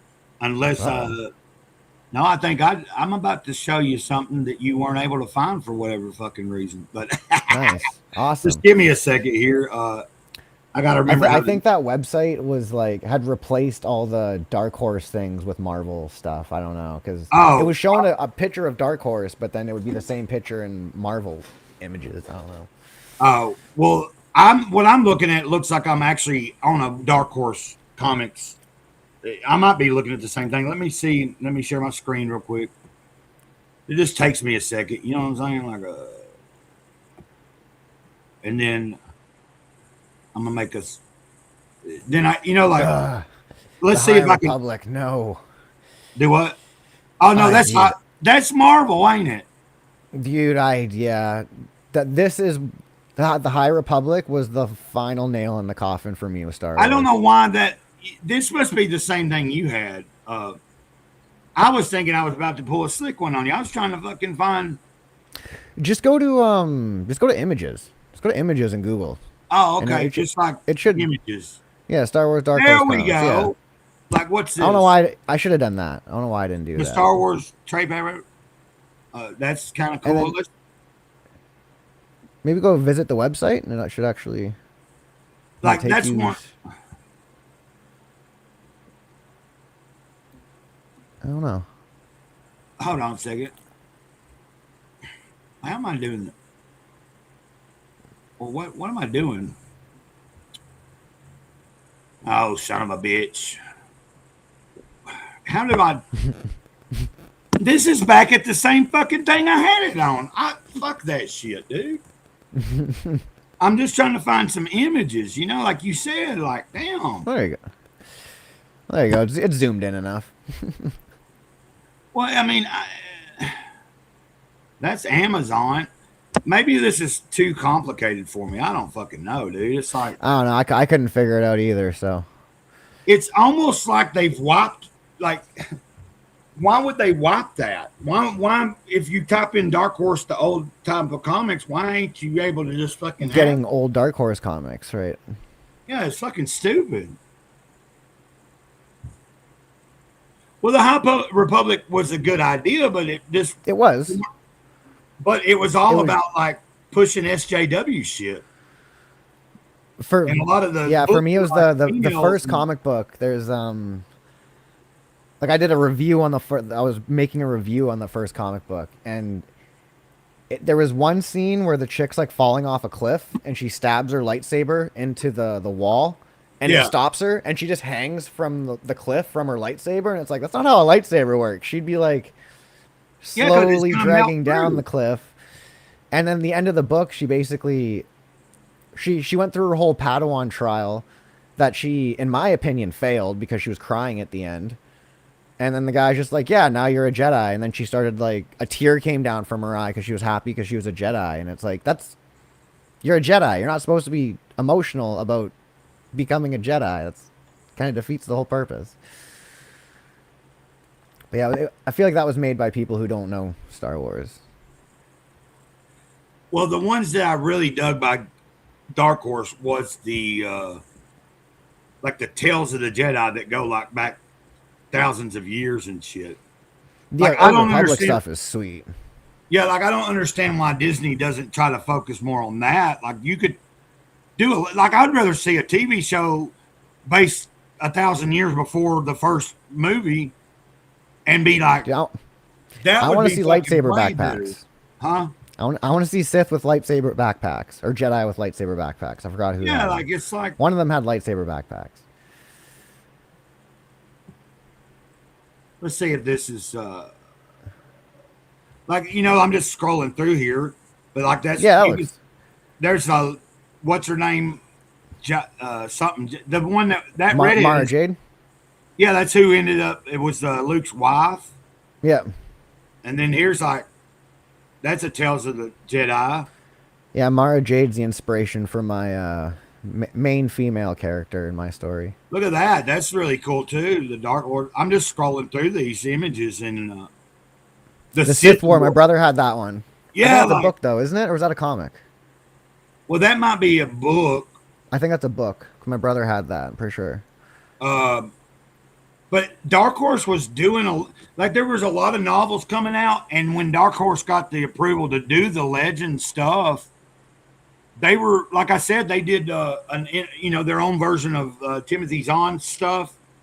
You know, like Dark Empire and whatever. I had those, man. Like they had 1 and 2. No, these are comics, I believe. These are probably based on the novels. Like that right there. Yeah, that's a comic.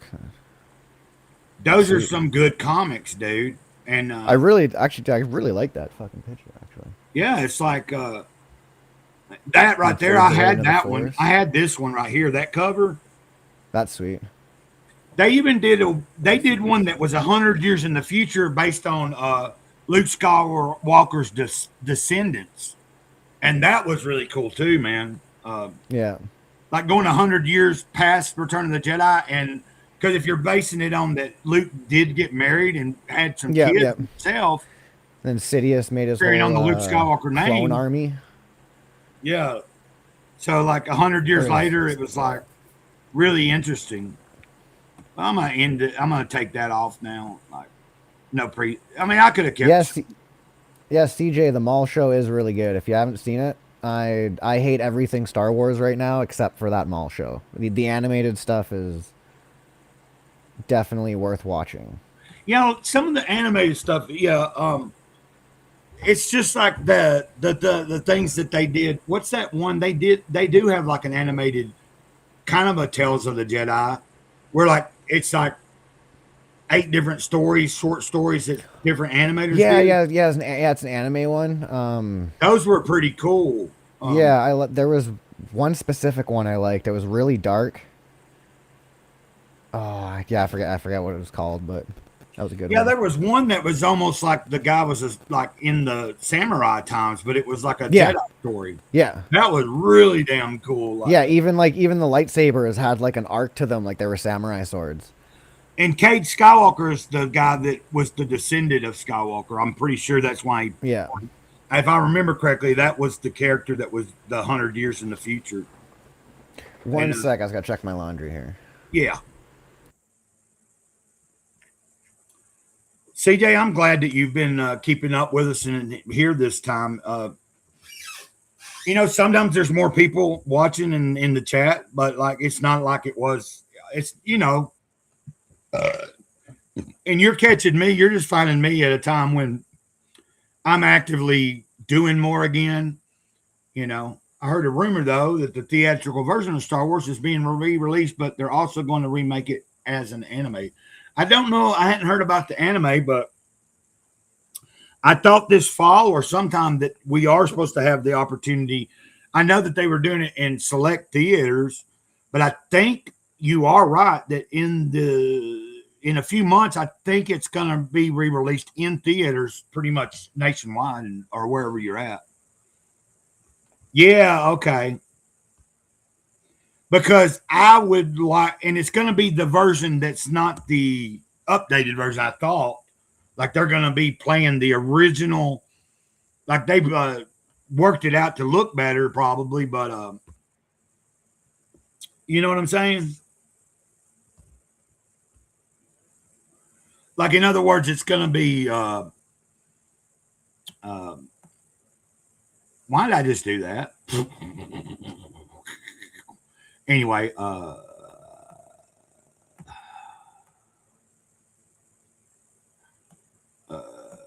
trying to figure out what I can do here real quick. I'm going to hide that. I'm going to hide Cody for a minute. Oh, well, there he's back already. Damn. Okay. Yeah, I'm back. Sorry about that.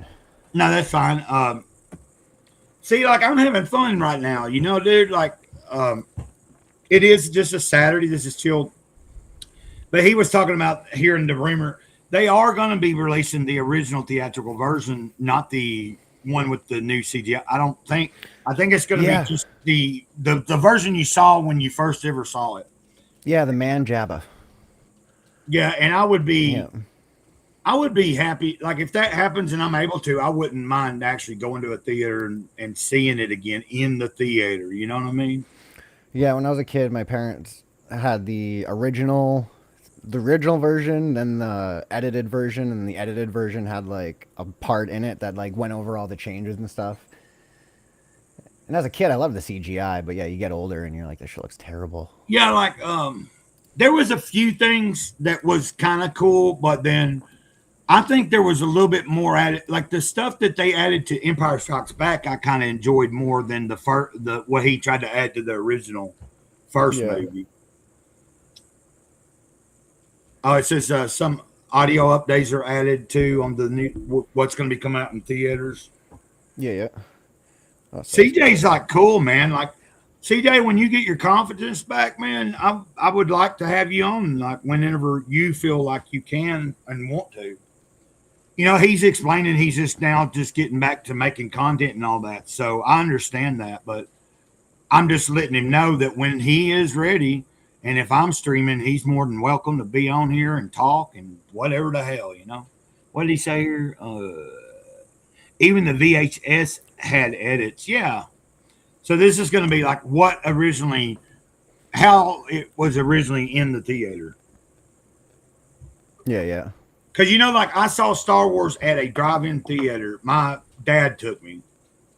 Like before my mom divorced my dad, I was about 4 years old.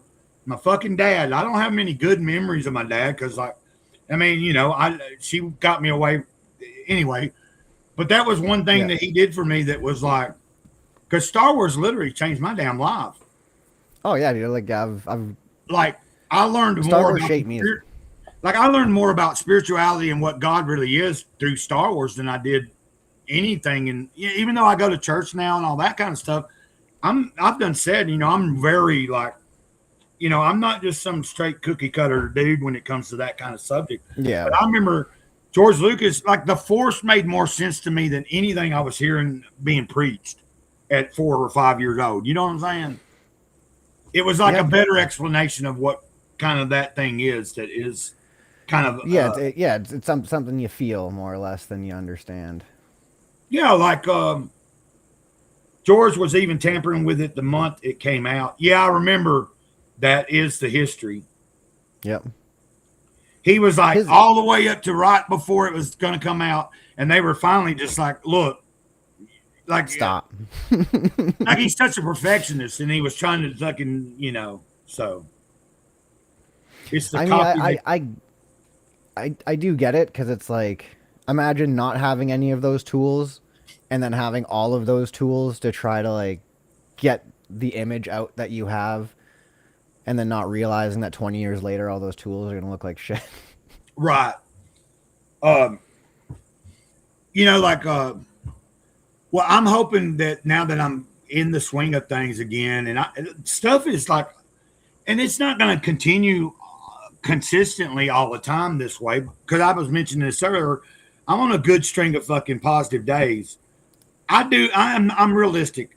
At some point, this will plateau, and I'm going to have to deal with certain days that are not going to be that fucking great.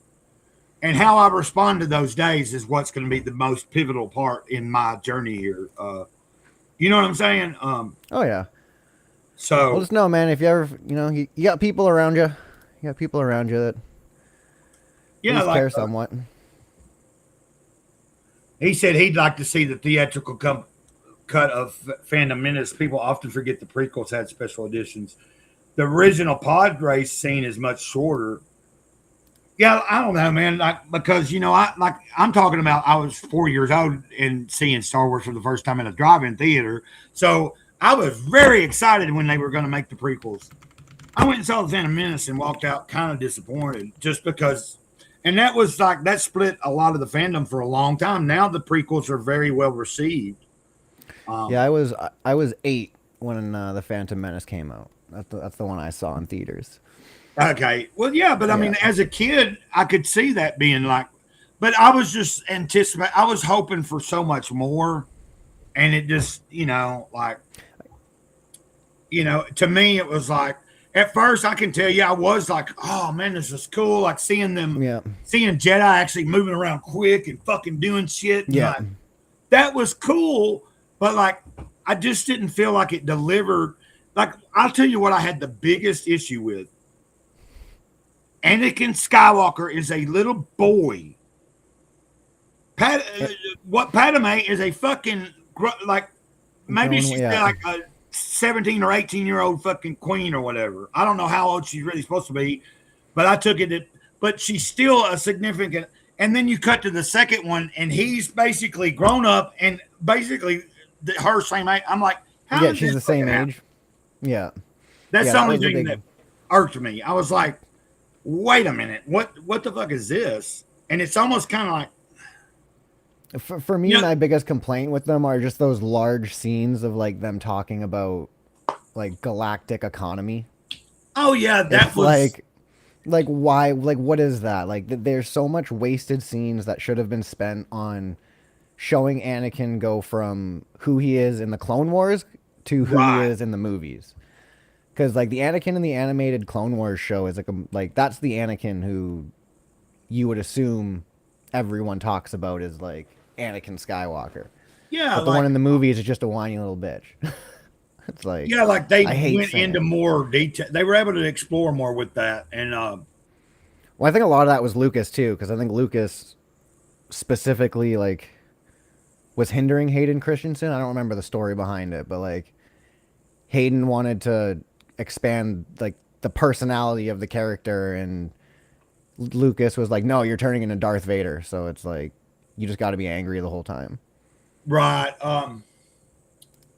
Something like that. I'm probably misremembering. Out of the prequels, my and I think a lot of people, I think there's a large core. Revenge of the Sith was probably my favorite one, because you know the first time you see a PG-13 Star Wars. Yeah. And there was some pretty, like, it was like, okay, this is what I fucking want, is what I was like, you know. Yeah, that one starts out with the space battle, I think, right? That's how that one starts out. Revenge of the Sith. Yeah, it starts out with the space battle and Yeah, I mean it's because it starts off with the face battles and then it turns to where then Anakin and Dooku, Obi-Wan are fucking fighting Dooku, and then Obi-Wan gets knocked out, and then you end up with the scene like I would have preferred to see it where his head actually was shown in the floor or something. That would be really cool, but they couldn't do that. That would have made it a little bit too graphic for even 13. Well, no, I mean, I think a 13, because look, I grew up in a time where like you were talking about, like at 5, 6 years old, I was watching horror movies. My mom and and my sister took me to The Thing, John Carpenter's The Thing, at a drive-in theater, and the movie that was playing before it was the heavy metal movie. We didn't see the whole heavy metal, but I caught the last 2 stories or so of the heavy metal movie, and I was just like, you mean they make cartoons with titties and graphic violence and cussing? Man, that was like life-changing. It's not just for kids. Yeah, like I didn't know that they did that. But of course, John Carpenter's The Thing was a radar movie, but I was just like, this is fucking badass. Yeah. I was so like, it was cool. It was like a bragging right. I could go to elementary school and be like, I went and saw this rated R movie. I saw this, and then all these kids are like, I've been wanting to see that. I wish I could see that. What did he say? The problem was George had no idea how to write. Yeah, agreed. Yeah, because that scene between him and Padme, every scene between him and Padme is just... Yeah, it's just weird. It's hard, dude. It's hard to watch. And, even as a kid, like the kid version, too, it's like, I don't feel like that was a specifically Hayden Christensen thing. I think it was just how George Lucas wanted the interaction between... It's like he wanted their interactions to be awkward. And it's like... Why? Like, why would you get married to somebody you're awkward with? I don't I didn't hate the prequels. It's just they just didn't. No, not at all. Because I was an original fan as a kid, so it's going to be different to me. It's just like when they came out and said they were going to be doing the sequels to After Return of the Jedi. I was so excited. Went and saw it opening night. Fucking, Force Awakens. Mm-hmm. I'm watching it. I'm like, okay, this feels like a Star Wars movie, but by the end of it, I walked out of the theater so underwhelmed, more underwhelmed than the prequels did me. I was like, all I just watched was a complete rehash of the original movie. See, that would be, I know a lot of people don't like that. I kind of felt like the movie did a good job at like starting the next stage. Like by the end of The Force Awakens, I was excited for the next movie. Like I was curious to see where they were going to take it. No, right? I was too, but like the movie itself, I agree with you. It wasn't like, I'm saying there was so much to do that they didn't. Why did we need another thing that was like the Death Star, but a fucking planet? And then you would think that 2 Death Stars been blown up. Yeah, they would have had. It wouldn't have been as easy to destroy that, and they did. Yeah. Like that just was stupid to me. Now and yeah, go ahead. And then it's like they somehow even made it more crazy when they added like Exegol in like the last one. Yeah. And you got all the, and then it's like, oh yeah, it's a secret planet that nobody's heard about, but an entire star fleet is hidden in there, and you've somehow kept it, like hundreds of thousands of people have somehow kept this secret hidden from the other hundreds of thousands of people in the Empire. Like, come on. Yeah. Yeah, it's just Everything weird. else, Yeah, like did you see so that was the only thing that was kind of I visually the sequels they have the real feel of Star Wars because they didn't rely a lot on the digital. They were using real props. That's going back to that, I think really made it just look right.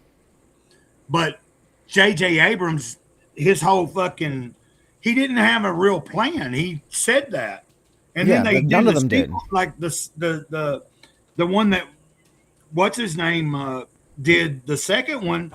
I actually enjoyed it in the theater, but then after the fact, when I rewatched some of it, I was like, okay, yeah, I kind of see where this was awfully stupid because it didn't really even elaborate on it. He didn't elaborate much on any of what J.J. Abrams did set up.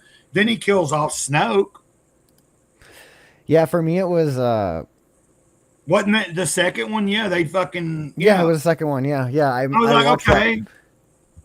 I saw that movie 3 times in theaters because the first time I went out and I couldn't believe that I just watched a bad Star Wars movie.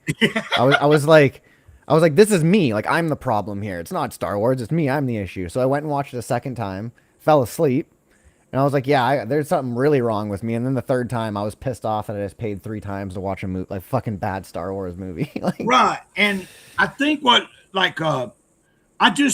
think I enjoyed it more when I watched it the first time, and I only saw it once in the theater.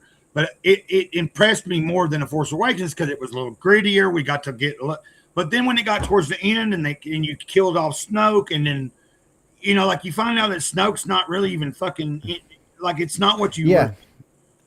Like he was just they didn't even explain anything. Like right. It was yeah. And then at the end, you have Luke Skywalker just fucking go into the Force. It's like, what the fuck, dude? Yeah, we never get the trio scene ever again. Yeah, it was just like, it was really just disappointing. And then, of course, the third one was complete dog shit, really, if you ask me. And that's the third one. The third one they had to remake because they had. Yeah, they had a lot of. They reshot a bunch of scenes. Well, the whole script was done by Christopher. I forget his last name. I forgot Christopher something, I think. And he had the whole script done, and the movie it's supposed to be called Duel of the Fates, and was gonna be more like a gritty, like not detective story, but like underground, like rogue story.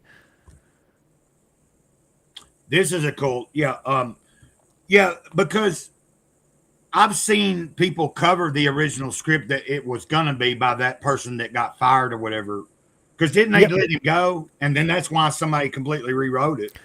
Yeah, dude, I made a YouTube video on that a while ago that basically explains that was supposed to explain how the Mandalorian was going to be a different timeline or whatever. And like they had everything set up for it, and then they fucked it up. Hey, CJ does have a point here. If they had removed about 5 scenes in The Last Jedi and had like held off on some of the jokey Marvel type jokes, it would have been a little bit better. But because is it The Last Jedi that starts out with the mom joke, or is that I think so. Is that the Force Awakens or the Rise of Skywalker? One of them starts out with your mom joke or something like that, and it's like, okay, here we go. Yeah, like and then it was like, I'm okay with the Palpatine thing because they do say he was a clone, which was done in Legends. Yeah, I understand that. It's just I know that the third one. So you go from J.J. Abrams, he sets up the shit, but doesn't really have a plan for it. It gets passed off to Rian Johnson. And the original script for the second, isn't that the second one and then the guy got fired? Or no, was that the third one? Or there was the second one. Right? That was the third one. No, third one. Yeah, the Rian third Johnson one. Always, yeah. Oh, yeah. But Rian Johnson, he just completely went off the map. Like, it was like, okay, well, if J.J. Abrams had a plan and there was like kind of a template, then Rian Johnson would have had to adhere to that. But there was no plan. So Rian Johnson just did whatever the hell he wanted. And they were gonna give him a whole trilogy too. I know. And that got canceled. I'm glad it did. Yep. Yeah, we won't be on here much longer. Like we're just going a little over 2, but I'm having, and I know you got things you got to do. Yeah, I got about 10 minutes, and then I got to hop in a meeting with Mr. Tank. Oh, okay. Let's see, and I could see Palpatine having backup plans, especially if he foresaw everything. Yeah, because like I was a fan of the Legend stuff where it turns out he was a clone, because I think that's touched on Dark Empire. Timothy Zahn's books even kind of talk. That's where that whole idea came about, I believe.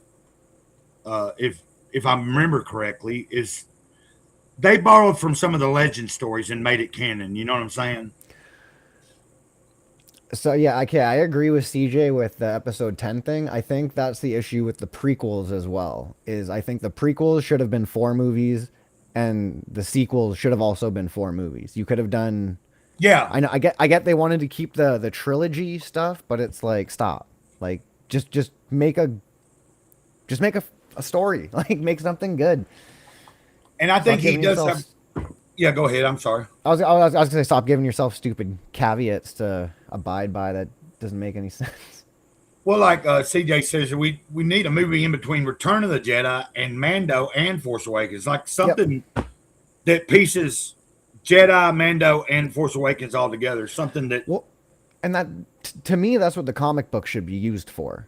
yeah, right? yeah, Like- yeah, Like you should have the movies. The movies are big events that people can watch, and then the people who want a little bit more info can go watch the animated stuff, and the people who want to be fully invested can get the animated, the comics, and the movies. And it's like you get everything. You give people that little bit of extra for being more invested. And then he has another good point about the prequels. They could have done better with a Clone Wars movie in between. Yes. Yeah, because like, you know, That's my favorite part about the animated Clone Wars show is it gives you an entire new look at the clones as a whole. yeah, yeah, Because like the clones themselves don't know if they're slaves or not, and there's a whole like mental thing that they're basically fighting to be like, are we robots? Are we slaves? Do we actually have free will? yeah. And it's a real I don't know, cool Well, thought. I like they explore that. And what is that animated thing? I was a big fan of that. Is it even still gone, or did they end it? You know, the one where the it's after Return of the Jedi, and they're like, or is it? No, it's not Return of the Jedi. It's in the Clone Wars time. It's in it before the first Star Wars movie originally, but in between, like Revenge. It's after Revenge of the Sith, but before A New Hope.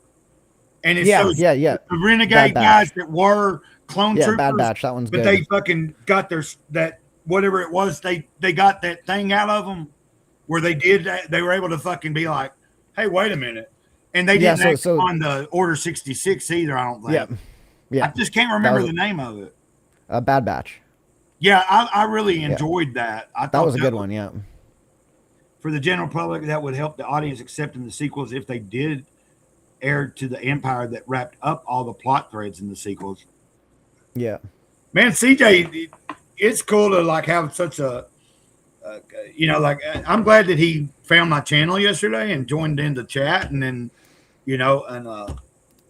and he's got a lot to offer about these subjects, and I'm sure he's got a lot to offer about any other subject too. But like when it comes to You this gotta stuff, it's Gotta hop nice. in next week, CJ. We can talk about Star Wars. Yeah, Clone Wars and Rebels. Yeah, Rebels was really cool. Rebels was good too. I really liked Rebels. Yeah, the Empire tossed the clones aside and pretended they never existed. Yeah. Yeah.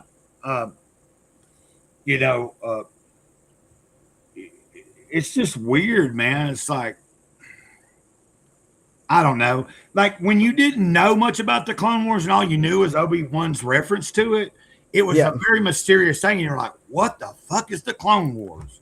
Yeah. And then it's like, but anyway, yeah, it's like, man, this has been fun. Like, I've really enjoyed this. I'm glad I did this, even if it, like I said, I'm not going to be, I'm not stressing over like only a few people.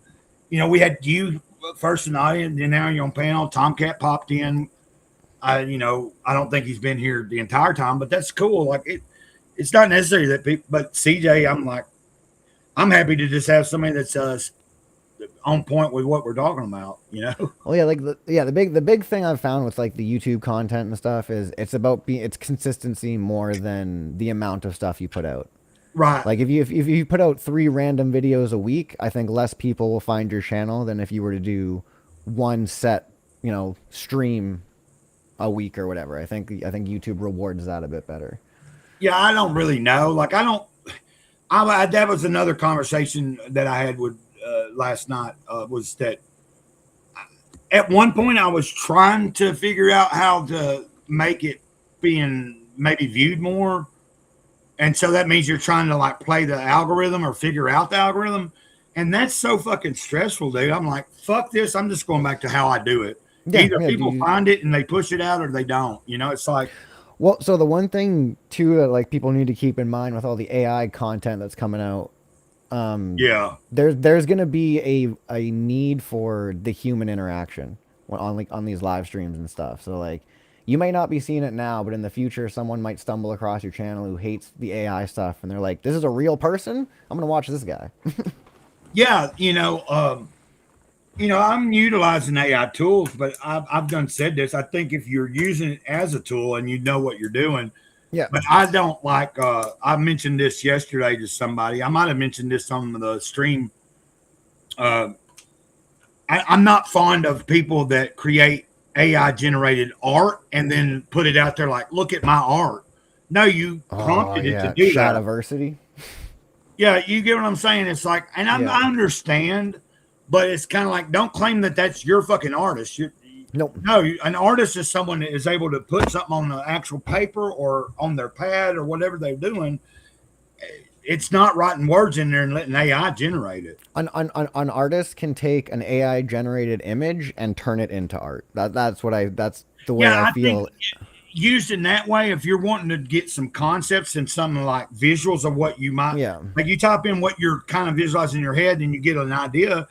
Like for me, that's how I would utilize it, come up with some concepts and then go to an actual human artist to go, can you work with this? And that's what I do. I try to get it as close as I possibly can with an AI, and then I just tell my artist, give me your version of what this would be, right? Like, work off of this. This is what it's the same with the music thing. I think if you use AI, the music part because you don't have the ability to have all the actual players, if you generate the music, because like what I found interesting is CJ said he does generate AI music, but then he puts his own voice to it. He writes the words and then he's not picking out a voice. He puts his own. Now, I wouldn't mind doing that myself. Like if I could write my words, visualize in my mind what I would like as the music, have the music, and then I record my vocals, my voice. Does that make sense? Like, and make give it that real human component, not an AI generated. That's more or less how you'd want to use it. Yeah, like for instance, that thing that Tomcat did, that would be interesting for me to do. What? Because I have all the words. He emailed all the words and stuff. That's how I was able to, figure it out last night. My buddy was trying to do it, but then I just realized I was like, why don't I go see if I can do it? Yeah, I'm gonna play around with that and see if I can add a little guitar track to it or something. Yeah, like it would be interesting if I could get the music, take the voice out, and then like learn the pattern, how it's saying, like got it down, and maybe I do the voice. You know what I'm saying? Like, I am great. Like learn all the words by memory. That would be cool. Like, I'm sure Tomcat would. Like he wrote the words. I couldn't have done it better myself if I was writing about myself. Like I think he included quite a bit of stuff within the word that was like it's a song about you, that's for sure. And then I love how he threw Comic Skate in there. It's like I was like, hell yeah, dude. I haven't played around with Suno too much. Me either, and from what I understand, that like I thought like the company that owns Suno is now like not focused on Suno anymore, and they're like kind of letting that. I don't know. I just read something about that a while back. From what I understand, they're redirecting what their interest is, and they're not really going to be continuing on developing Suno any further. That's what I remember reading and seeing in an article recently, like in the past month or so. Yeah. But I guess it's still out there and people are still using it. But what I'm saying is they were saying they're putting their energy into another direction rather than developing it any further, I think. I heard you could add tracks into Suno and like have it make a song. So I did think about like, because I've got like 12 partly made songs. Yeah. I was like, wonder if I just put it in there and see what it comes up with. Yeah, like and then like even Tank Ferret's stuff that he did with the AI, and then he months and months ago he was sharing it, and I was talking about how cool it would be. Like, okay, you've generated something that sounds awesome, but what if you were to get real people that played those instruments and then work together to really create a human version of it, And then a while back, Tank said he was trying to work on that. Eventually having somebody playing the actual parts. So I think that's a good way to go too. If you are using the AI, eventually you get your idea, your concept, and musically find the actual people that are willing to play with it. Even if you have to, if you got the money, maybe you're paying them. Maybe it's just some people that are willing to they just want to help you create it. And I thought about just making a bunch of just random loops and beats and stuff and just giving them to people for intros and live streams or whatever. Yeah. Oh, you're not better than using AI, but. Oh yeah. Like I wished I knew, like me being a drummer and, I would be I wish I could find something that was fairly simple to use that I could just do the program beats myself and pick out what I want it to sound like. But like some of these things like Audacity, I tried doing that and it's got all these different tracks on it and it's got the ability for me to make the beats. But I was like, this is too complicated right now. I just want something simple where I can go, this is how I want the drums to sound. And I just like with my fingers or whatever, like, okay, the bass drum here, da, da, da, da, da, da, and create beats myself digitally if I could, that'd be kind of cool too. And then go back and, either I'm rapping over it or screaming over it or trying to sing over something, Yeah. So, but yeah, man, I think we've had a pretty good, you said you needed to get going here soon to talk. Yeah, I got about 5 minutes, so. Okay, well, let's talk for about 5 minutes. Let me know and then I'll, well, if you got it, but I'm not going to be on much longer because it's just, now, once again, if this was really, if somebody was all of a sudden pop in and want to join after you've left, I might continue on. But because I really, like I said, about the only thing I'm really going to do today is wash some dishes. And I might get a ride to Dollar General to go pick up a Father's Day card for my buddy David that's like a dad to me. Yeah. And I was like, I want to get, even if it's just $1 or $2 card, just the sentiment of saying, hey, I thought about you, So I'm really wanting to try to do that today too. So. You actually just reminded me about dishes, so I do got to bail out and do these dishes before I fucking meet up with Tank here. Okay, well, it's been great, man. I appreciate you being here, and I'm gonna end this. Hopefully I catch you tomorrow if you're around. Yeah, like if I get home in time and you're going, and you're still going, and I'll pop in the chat and let you know I'm there, and then if you want to send the link and it, because I'm thinking I got to message Chris because it's like I think do what me and I got to message Bootlegger to see if he's still down because me and him I think are starting it out, and then whoever hops in just kind of hops in. Right. Okay, that's cool. Because I can't solo stream. I'm not like you. Well, like I'm a solo streamer. I'm just kind of like like being in bands. I know you played music too, but like, the band that I was in that was like together for about 4 years, and really was kind of popular in the underground scene. We played all over the place. Like we didn't turn shows down. We were like, you can't turn as long as you can make, like if we had to rent a van and go to another state, we were like, as long as we know that we got a place to stay and we're going to have enough money to cover like gas back home and shit like that. That's what was important. We just got to the show and fucking played, And yeah, we managed to squeeze in 3 shows in one night, and basically went all the way to Vancouver to play a show at like 7.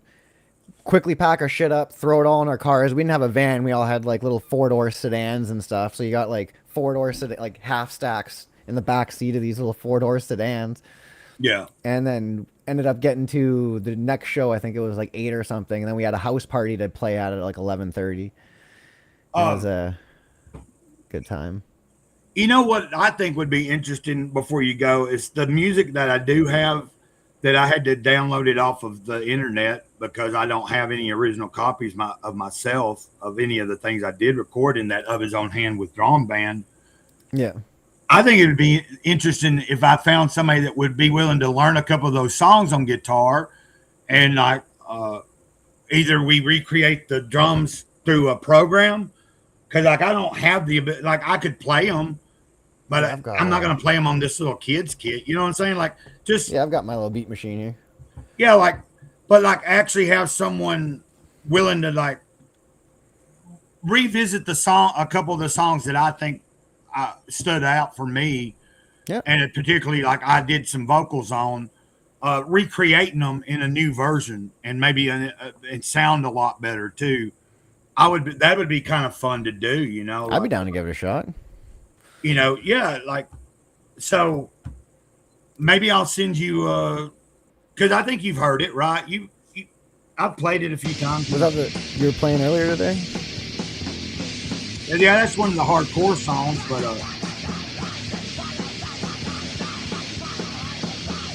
we're not saying anything there. We were literally just, we were just like, because we didn't usually play that fast, and we just like came up with that little thing all for the moment. People thought we were actually, singing at that part. But then when that song breaks down, I should have let you hear until right before you, wait till the breakdown. Right here. Now, these are real words. Fucker, win myself straight has ended. The world means nothing. Yeah, I like that. Yeah, Ways of subtle torture. What you call abuse. Dormant while the pressure's building. Think I've looked to take control. Now, I'm not doing the vocals there. That's, sorry. Let it play for a second.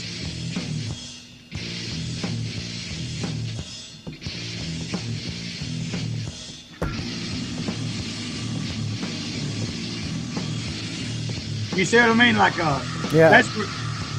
that's where we signed was the groove or the slower. Like, we were just more into that. We did have some fast stuff, and I do beats. Some blast beats here and there. Like, I always like it when a guitarist is playing a really slow riff, and I'm throwing a blast beat behind it. Oh, you know what I mean? Like you're still in time, but it's like, and then they shift to playing a faster riff, and then I slow down. Like, you're going like 1,000 miles an hour, and I'm just like dooming it out, but it's in time. I love that kind of stuff. So, hey, man, we'll talk about that. That's something we could for sure collaborate on if you're interested, man. Oh, definitely. I don't know. I mean, maybe I'll bust out the guitar next week, so we'll fuck around with some shit. Okay. Now, that stuff that you're hearing is like, well, you said you play in a lower tuning because but they tuned down really low. That sounded like drop A or B. Yeah, I think they would tune like they tune to C and then drop it. So what that? So they're C standard? Yeah, or they just drop C. You know what I mean? Like they would tune in. Like eventually, early on, it was like kind of like D standard and then drop down. So you were in C, but then they started experimenting with let's tune in C and then drop it down. And, okay, yeah. Okay, so they're one tuning lower than me. But I mean, it still could be done. I can still do that. Yeah. Well, it was because we were trying to create a sonic sound, like especially live.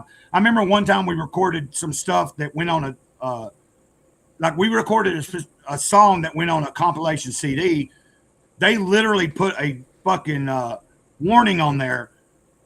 This track has so much it was so bass heavy. They were like warning people, don't turn this up too loud or you might fucking, it was just bass in heavy. Yeah. Like it was just, like a sonic experience. But anyway, it's time. Yeah, we'll fuck around with that for sure, man. I think we need to get out of here. I'll talk to you soon, and I appreciate you being here. For sure, and I appreciate CK. So, guys, we're going to end this. Y'all have a good day. Peace.